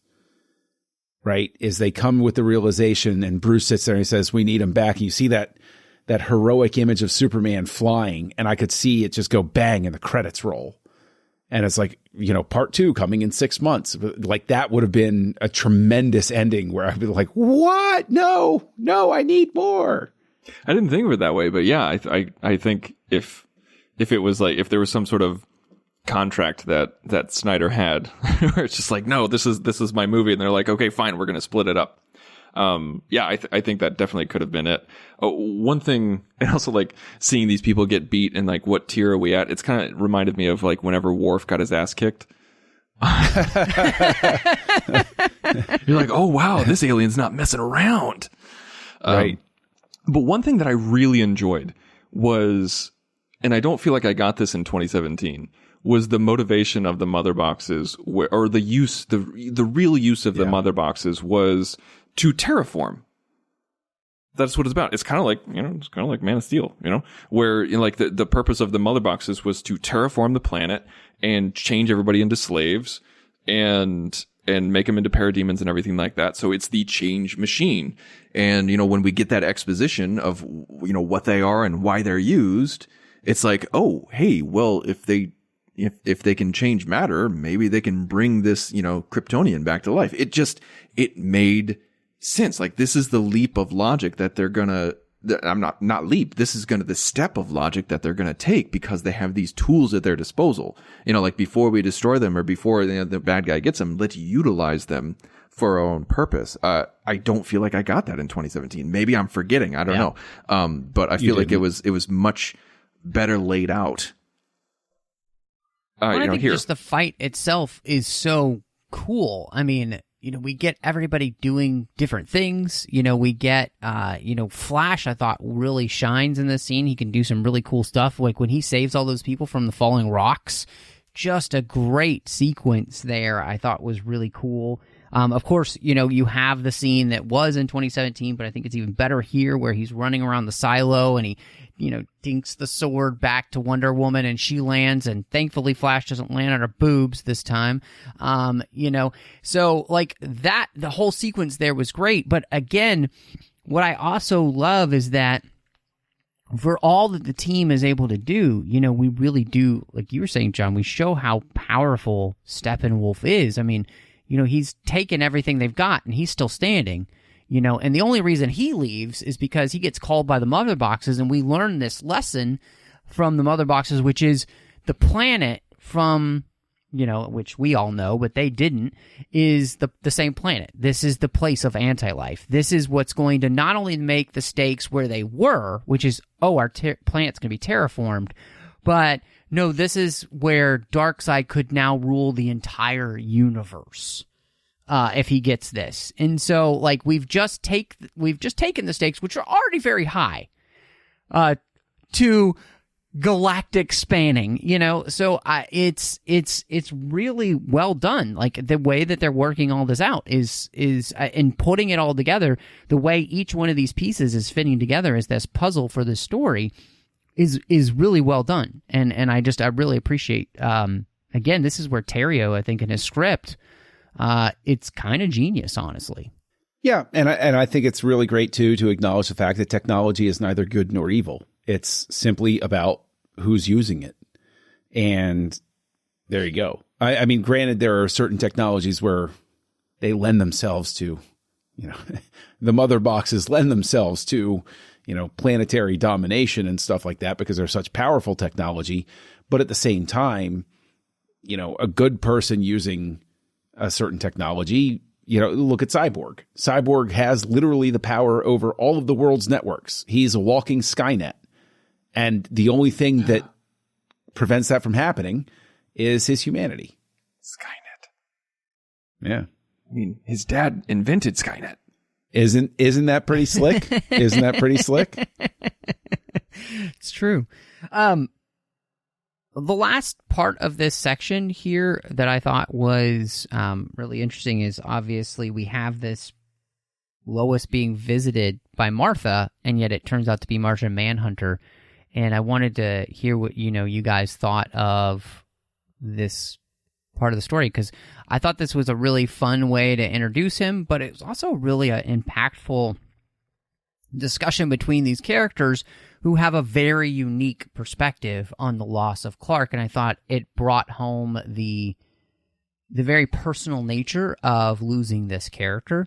And not only that, I mean, the way Amy Adams plays it is so beautiful when quote unquote Martha says, I see that S everywhere, and there's this tiny little smile that comes on Amy Adams' face, and exactly what she's thinking is when Clark said, it's not an S.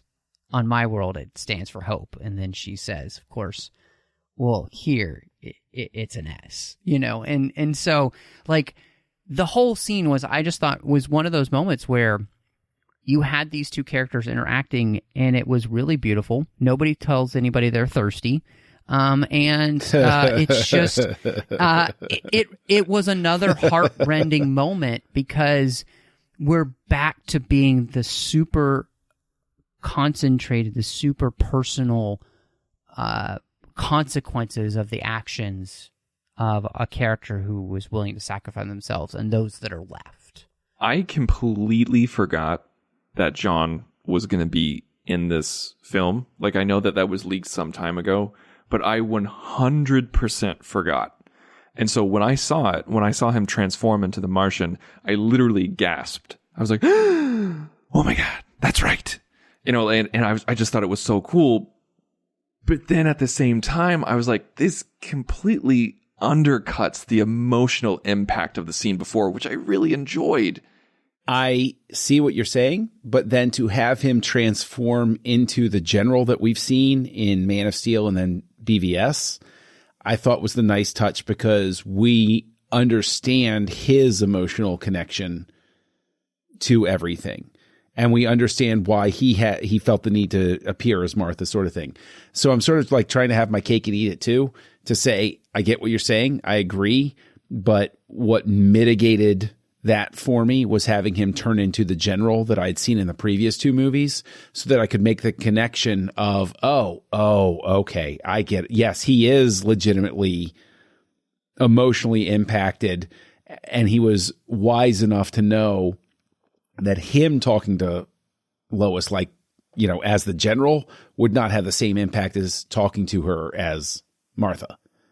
Well, but I see what you're saying, Tristan, but on top of what John was saying, the other thing that I realized that I thought was really beautiful is when he says, the world needs you, Lois, when he's out in the hallway.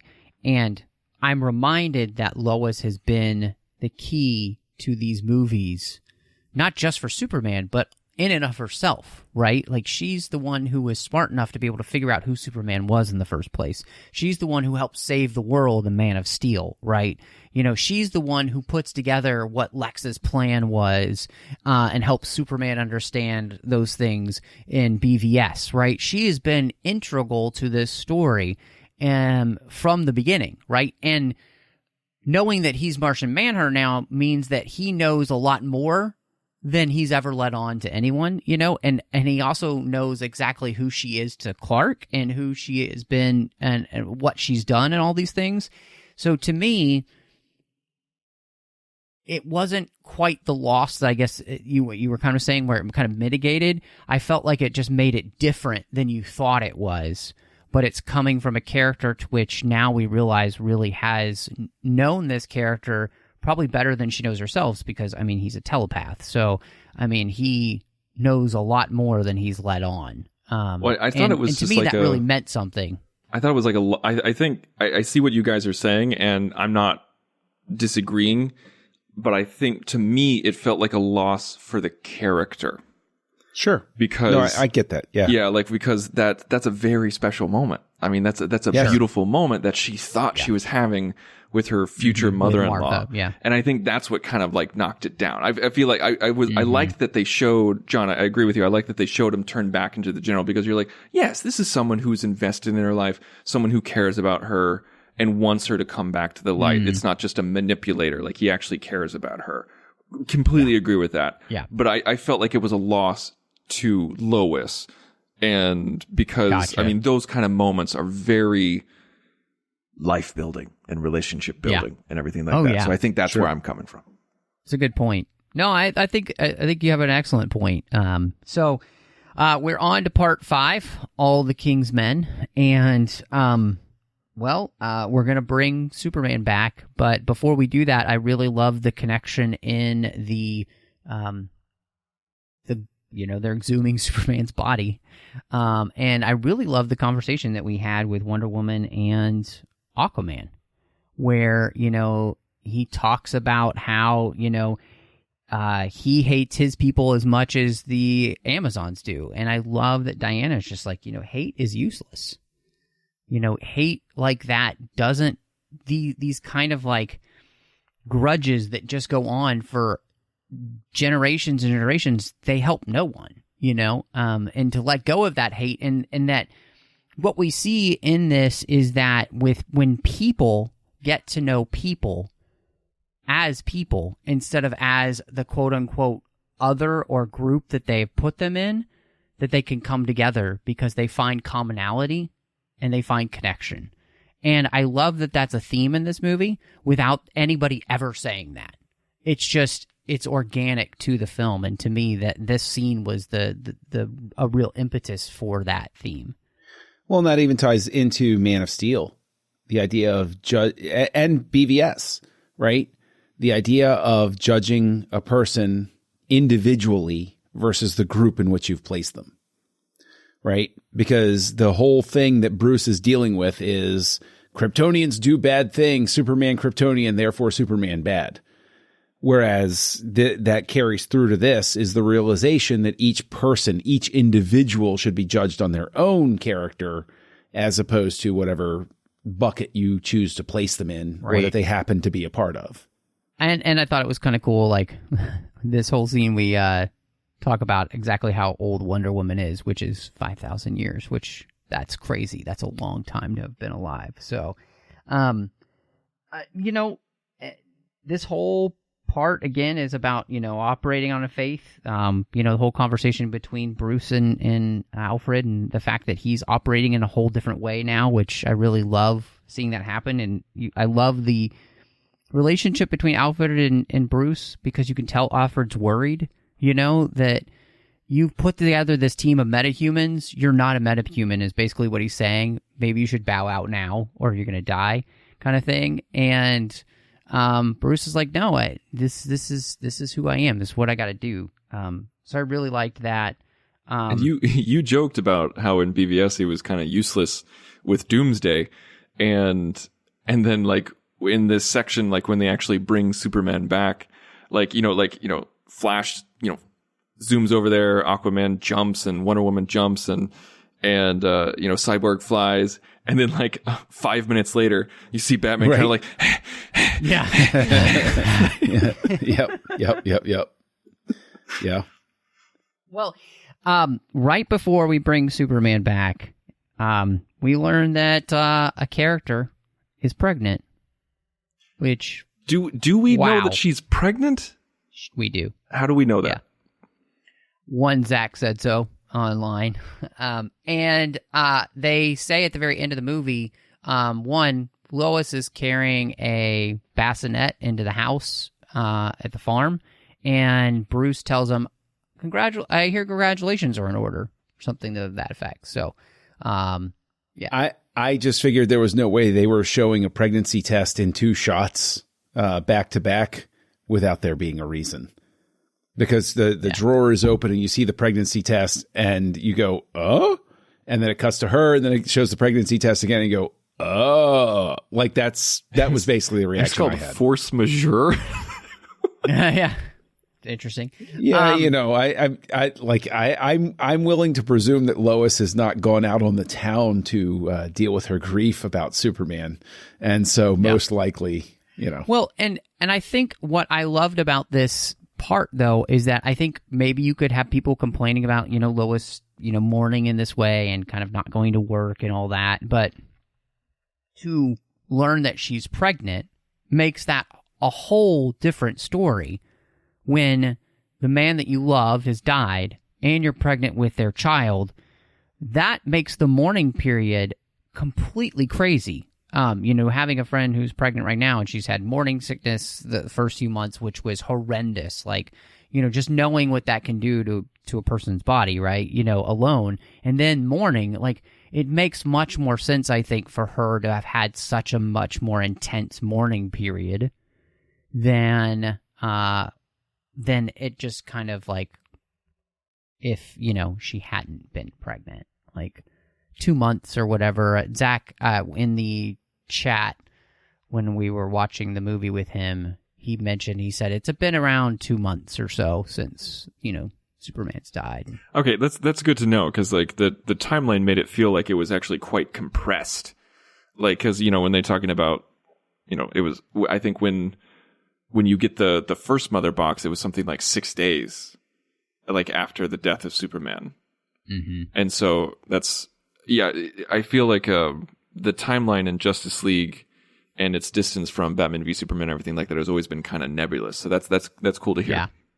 Well, and then this movie too, earlier, Alfred said something about when they're talking about, Lex Luthor's warning. And he's like, it's been quite some time since Luthor gave his warning, so it's been a few months. So, I like that too. Gosh, I mean, the bringing him back sequence is better.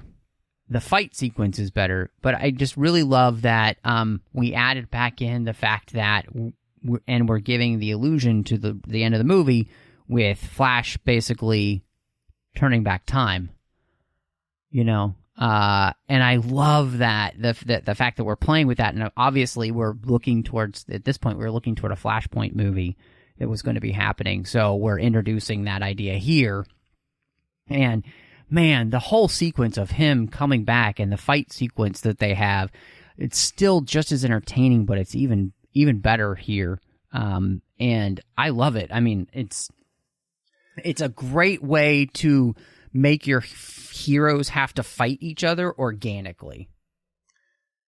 Yeah. The only thing I can possibly add is that I will never not laugh when Superman's eye moves to track Flash. Yes. and Ezra Miller's face makes that face. I laughed when it was in the theater. I laugh now. I will always laugh because that is such a perfectly played scene.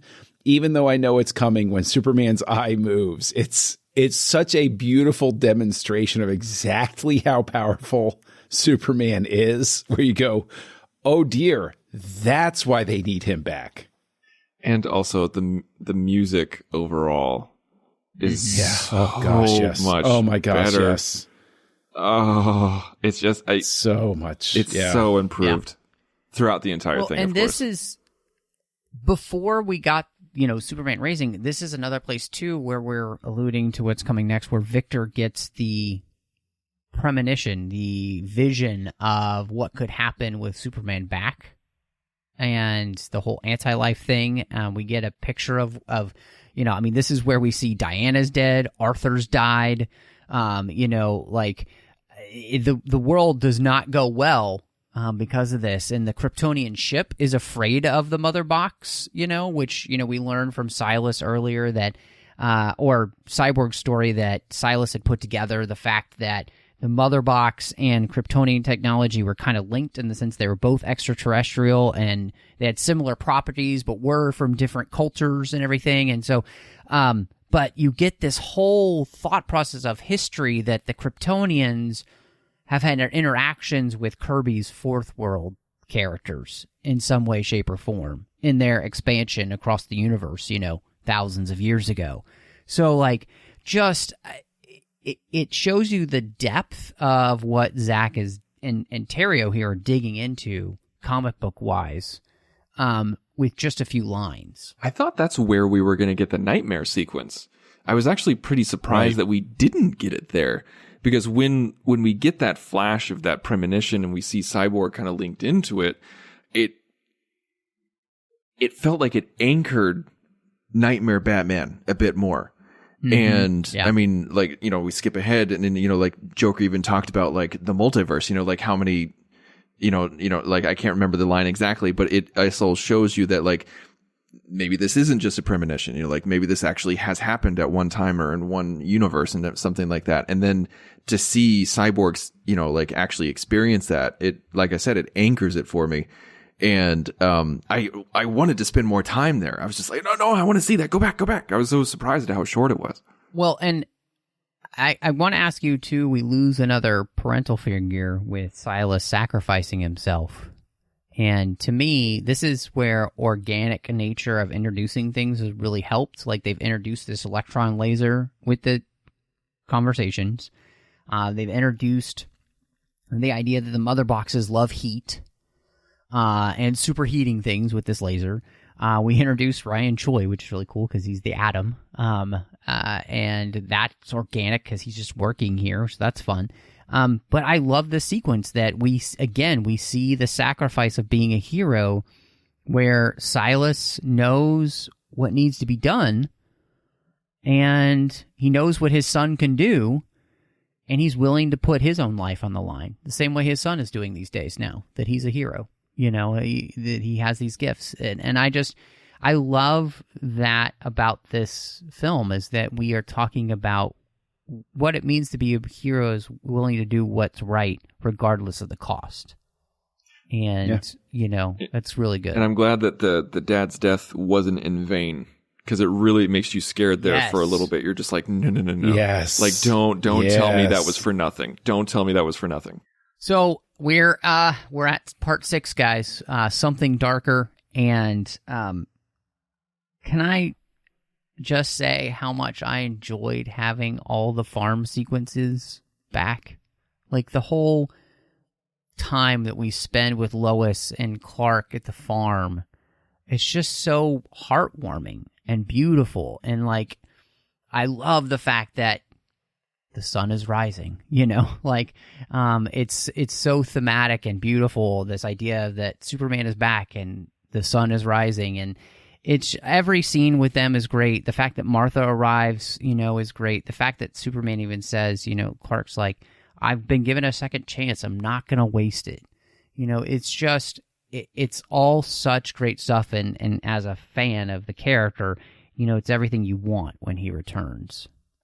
Yes, I agree. The only thing I could possibly add is that I would have sacrificed a little bit earlier in the movie for more time with this, because I did enjoy it so much. Yes. And it would have, you would have lost nothing to trim a couple of bits here and there earlier to have this take even more time. Mm-hmm. And for everybody that says, oh, this Superman doesn't smile here, this smile is very earned when he's looking out there and he's talking about everything. And I really, really enjoyed it. I felt like this was the moment where he became the Superman that I always thought he was going to be, sort of thing. And that moment when he's holding his girls and the look on his face, it just, Yeah. Well, and what I love in this whole thing is there's that moment where he's putting on his shirt and, you can tell his brain still isn't quite all there yet, and then he just looks outside and he's like, my mother loved it here. I did too. And he just looks at that swing, which, we know from Man of Steel, and like, there's this beautiful connection to this place that has grounded him, that it's not just Lois that makes him choose this world, right? It was his parents. It's what they did for him. It's how they raised him. It's this place where his character was forged, right? And so I really appreciate that about this film, is doing that. And like you said, Tristan, that moment where he's holding his mother and his fiance is, and the smile on his face, the life on his face, is well earned. So, and I have to say, when he goes to the ship and then we have both fathers talking to him, it's also very powerful as well. And new lines recorded, it's a perfect, too. Yeah. So it's great.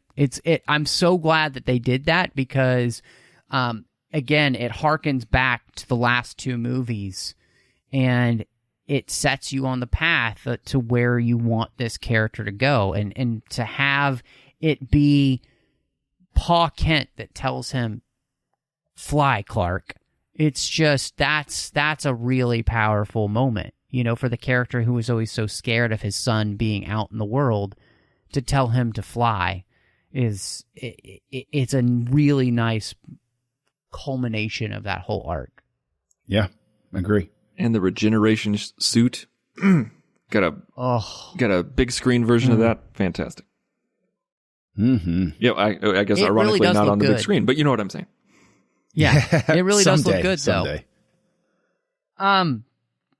Couple things I was thinking of is that I love that we not only have a reason for Steppenwolf to be in this place at the beginning, but we talk about what he's been doing there and why he picked this place that's so toxic, because it's been helping him build this base, which, thank you for making that all make sense now. That's wonderful.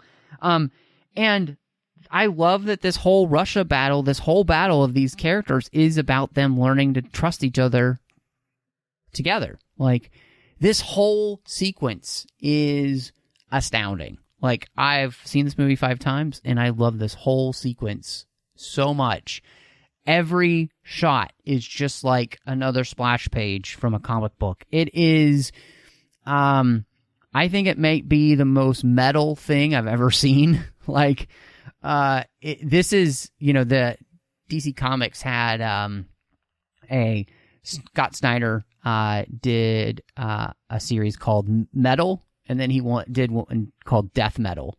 And, like, that's what this whole sequence feels like, is some death metal. Like, yeah, we're just going to pull out all the stops. I just want to jump back to what you were talking about the reason why we're there, like why they have the base, why it makes sense and everything like that. We also got a reason as to why it would be safe for the Justice League to go there, where he utilized all of the toxic energy to make his shield. And so that's why it's safe for them to get there. Like it was, again, like everything was thought out, in that way. I really liked it. Again, one line of dialogue. Totally, it's just made everything make sense. It's amazing what one line can do, right? And again, during this battle, like we see everybody taking on Steppenwolf. And then towards the end, Batman. Yeah. I mean, John, you talked about wanting more of the Superman scene at the farm. Totally with you there. I just wanted more Superman here, because when he comes in and he just starts wailing on him, it's the best. I mean, when he kicks him and he just and then he's got the heat vision, and then when he's just repeatedly pounding him, and you see from Batman's view, and the force of the punches of Superman are making the whole place shake because of how hard he's hitting him. You're like, oh yes. Yeah, well, I mean, it gets again to that whole thing of, DC. These characters they're on a scale that is beyond. These aren't just people that lucked into powers. These are people who they're off the scale, and so I think what even that little moment demonstrates is the difficulty I think that some people have in the audience dealing with Snyder's DCEU sort of stuff, is the fact that he brings it into the real world, but he doesn't tone them down. Right. Like, if we see this as a cartoon, we're kind of like, yeah, okay. Oh, hey, they're destroying everything, blah, blah, blah, blah. But then when you bring it to the real world, you're suddenly like, oh my gosh, how can things be like this?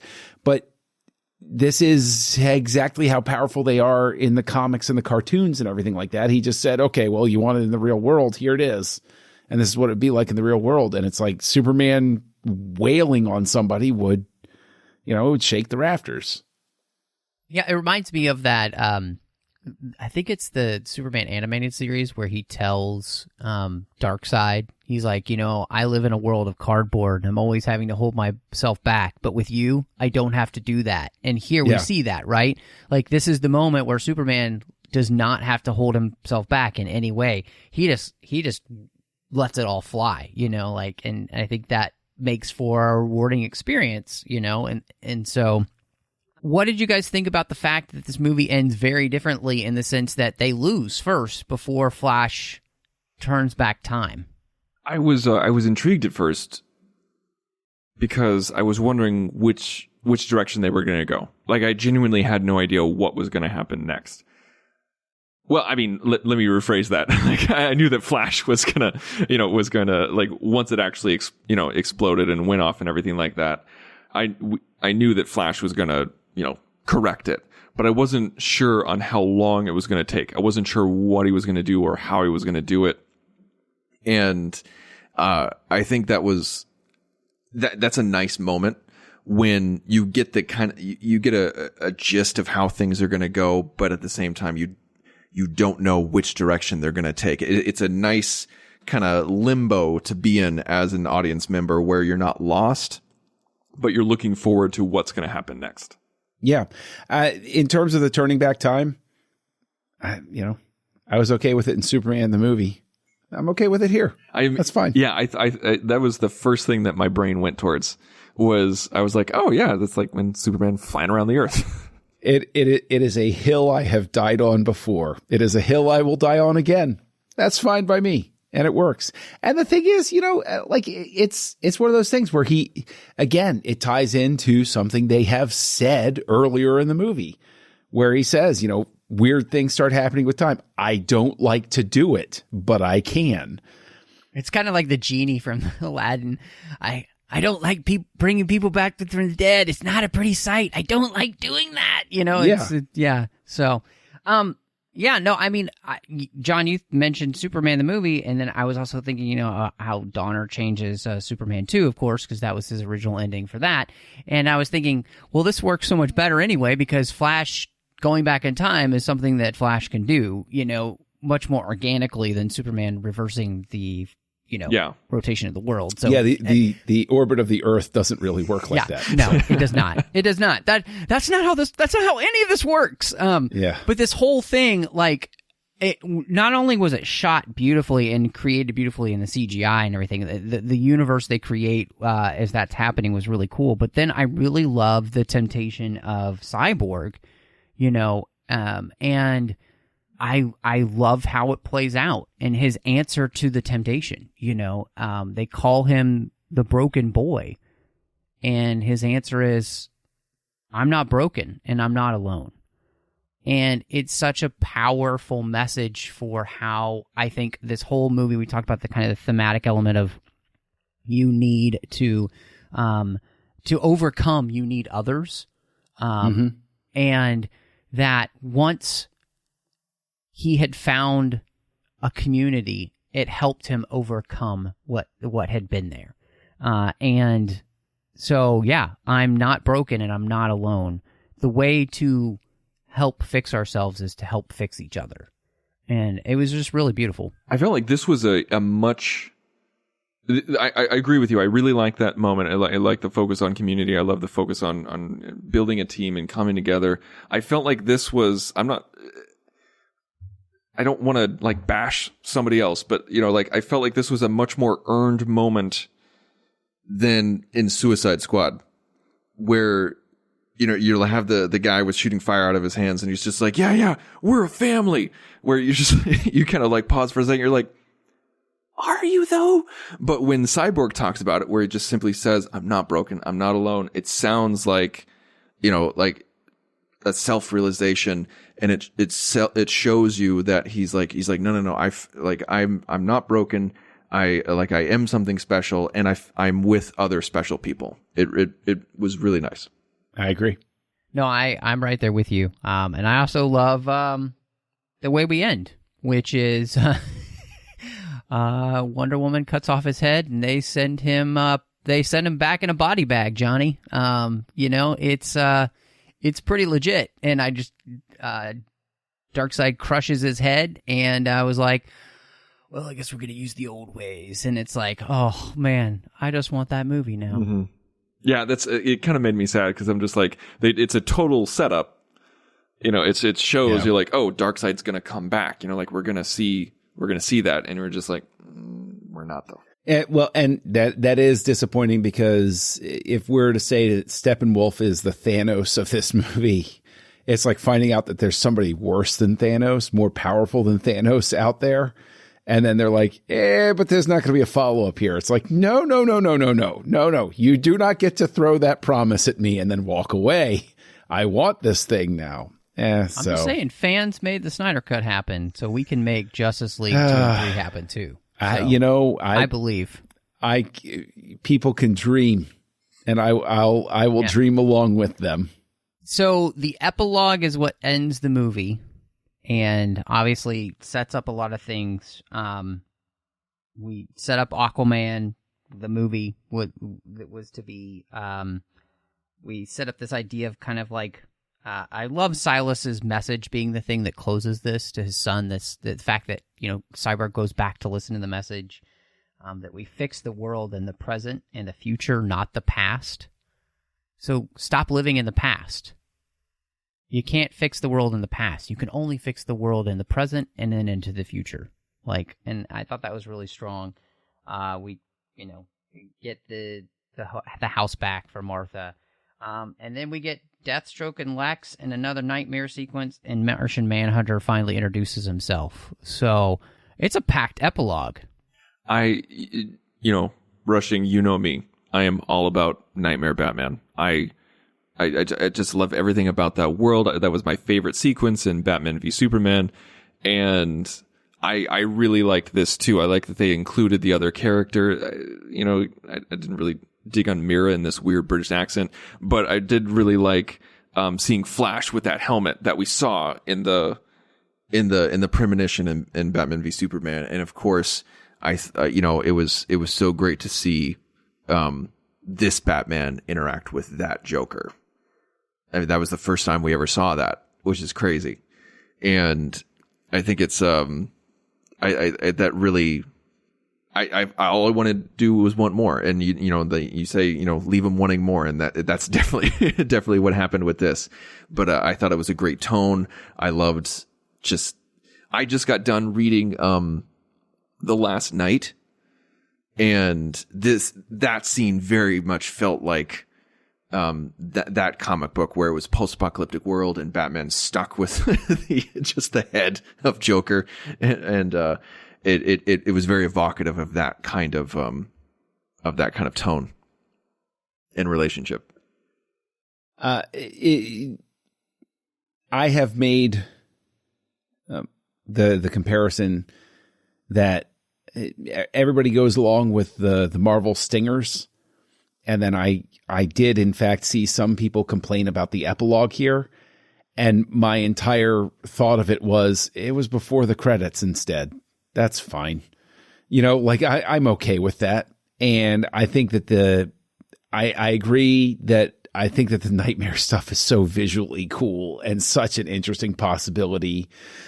The only thing that I think, and I say this with love in my heart and with a smile on my face, but boy, you could tell that this was not filmed at the same time for Ben Affleck, because it's like, oh, yeah, you didn't stay hooked on the gym, did you, Ben? And I say that in all seriousness as somebody who I'm not bashing anything. I'm just like, even when he was in the Nightmare Batman outfit, you could see that his face didn't fill it out the same way. And it's like, okay, this was all shot after the fact. I didn't really notice that until the Martian sequence. Oh yeah, because he really looks jumps out there. So drastically different. Yeah, because he's much thinner now. I mean, because he hasn't been lifting. John, the thing though, for me, it worked in the nightmare sequence because who knows how long Batman's been living in this world where, oh, sure. And so that really worked. And then, of course, the one that doesn't quite work as well is obviously what they just shot with the Martian Manhunter thing. But, I mean,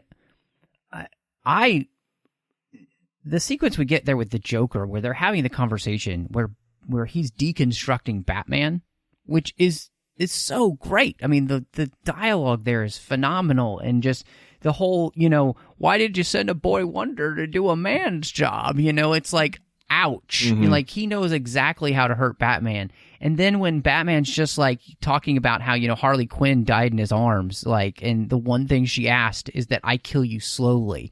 And he's like, make no mistake, I am going to effing kill you. You're like, that is awesome. Because you know what? I just kind of want to see Batman finally kill the Joker once. Like, he deserves it. And he deserves it in this universe. Not only that, but this nightmare sequence, as they pull over where the Hall of Justice used to be, Kilowog's body is just laying there. The Green Lantern. Like, I was like, ooh, oh, that's a deep cut. Yeah, I didn't notice that. I read one. about that, but I didn't notice it when I watched it. Yeah. And apparently, I think we're going to get more Joker stuff in the black and white version. Hope so. Yes, I think there's some altered scene. Zack said, when he did the line about we live in a society, that was an ad lib that Zack didn't feel like it quite fit with the tone he wanted. And so, but it's in the black and white version, he said. Oh, okay. So that'll be cool that's there. You touched a little bit on this, Tristan, but can we just talk about the score for a second before we wrap up? Because I feel like Tom Holkenberg to write 4 hours of music in a few months is insane. but then to create some really beautiful moments. He created that new Justice League theme. He interworked all the stuff from like Man of Steel and BVS. And this score goes from being, John, we were talking about the behind the scenes, like it goes from being like classical score to rock opera to like all of these different genres in one score. And I just don't even know how he makes it work, but it all works somehow. Yeah, Snyder's always had a great ability to put great songs in and everything like that. But Hulkenberg, this score feels of a piece and connected to the previous two, Man of Steel, BVS, and this. And I think it's really interesting because it goes Hans Zimmer and Junkie XL / Tom Hulkenberg, and then Tom Hulkenberg, and it all sounds of the same. Of the same vein, which I think is huge and important, and it's a really terrific score. I want to watch it again so that I can focus more on the score, and I hope it's I hope it's released on Spotify. I haven't checked yet, but I would love to. It is. Oh, it it's is. fantastic! Yeah, I would love to work. Also, to this. it'll be coming out on vinyl, which I know you guys both care about. So I do. Yeah. 180 gram. Yeah, I'm not that hipster. So And so, yeah, I would love to. I would love to check it out further. It's just, I was just so just relieved that it's miles above what we got previously. Miles. Oh yes, wait, you didn't like having the wrong Superman theme shoved into the movie? Oh my gosh! And I remember, like, I talked about this, like, like on a previous podcast. That's how long ago this movie came out, but a previous podcast of mine where I said, I was like, how hard would it have been just to get those couple of notes, just a couple of those piano notes when Superman appears? It's just all rectified now. It's fine. Yeah. It's fine. Yeah. I mean, we don't need to talk about the Snyderness, John, because we've literally just talked about the Snyderness the whole movie. It is literally the most Zack Snyder movie that's ever been made. I do want to ask you real quickly for the future. I mean, if WB said, yes, make more Justice League movies, would you all be down for that? Do you all want that in light of this? If you could have what you wanted, would you say yes? Yes. If it means more Nightmare, absolutely. Okay, which is pretty much the whole second movie. So, there you go. Yeah, that's Tristan what I would want. love it then. Tristan's already given it 5 stars. He's in his own headcanon letterbox. It's 5 stars, which means we need to rate Zack Snyder's Justice League. Tristan, I'm going to let you go first since you're our guest, because I know John's rating, which normally doesn't happen because he spoiled it on Letterboxd for me. But where are you? I think. Okay. Like when I first started watching this, like I had to break at about at the 2 hour mark, go do some stuff, but I was able to finish it that night. I was like, man, this is a completely different movie. But then I started thinking about, like, once I actually finished it, I was like, it's not a completely different movie because the beats are pretty much the same. Like it goes through the same kind of motions and the same kind of journeys. Now, obviously, it's much more expanded, but it's way better than what we got in 2017.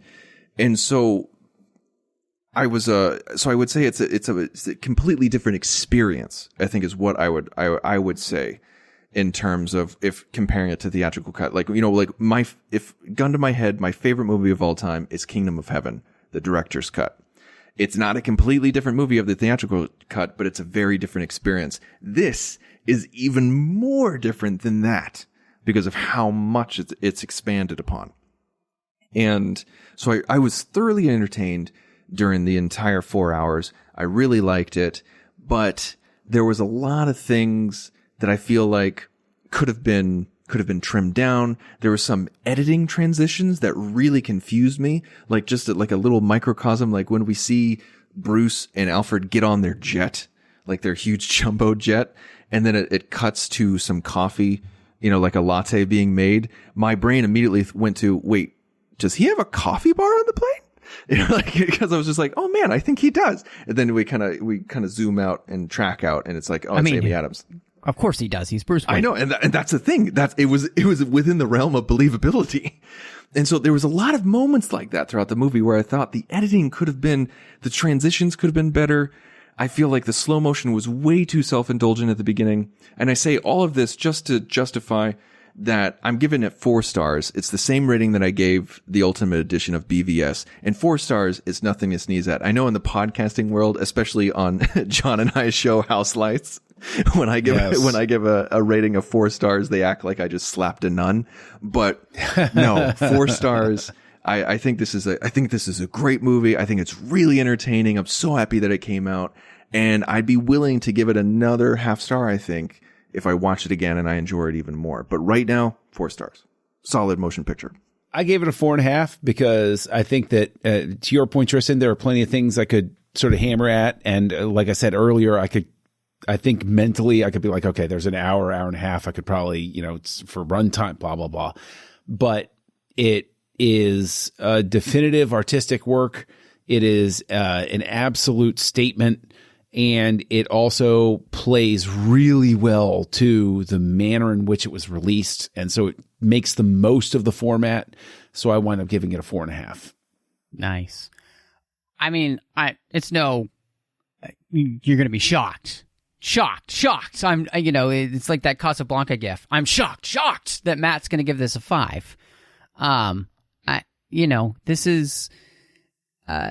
This is Zack Snyder at his most Zack Snyderness, which I appreciate and love. John obviously is, or this journey it's been like. I don't ever want to hear somebody say that Zack Snyder doesn't get these characters or understand these characters. Like the love and the care that each one of these characters is given is diametrically opposed to the absolute crap fest we got in the theatrical version.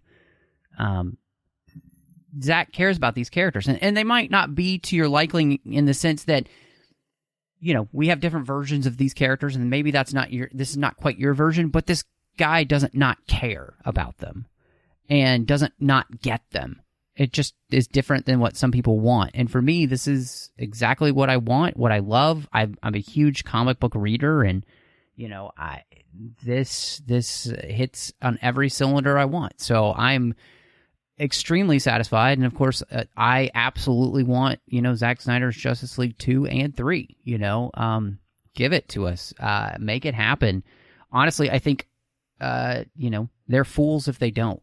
The amount of goodwill this movie has right now, and the fan base it has, you're foolish if you don't continue this, at least for the 2 other movies. So, John, we have to, because this is a crossover with the 602 Club and Snyder Cuts, we need to rank the Zack Snyder movies.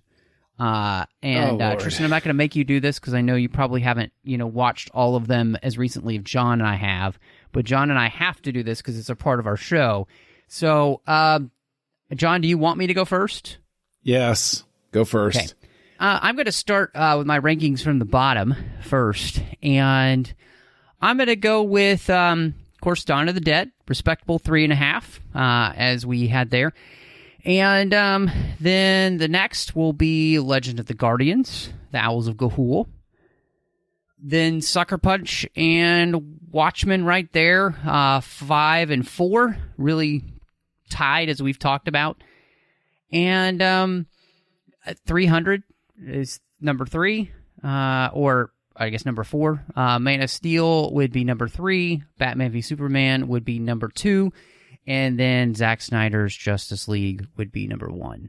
All right. I'm still going to go with the dead heat between 300 and Sucker Punch. And then, honestly, I'm going to put it, even though, I just gave an extra half star to Zack Snyder's Justice League, I'm probably going to wind up making it a dead heat between Zack Snyder's Justice League and Man of Steel, followed by Batman v Superman: Dawn of Justice Ultimate Edition.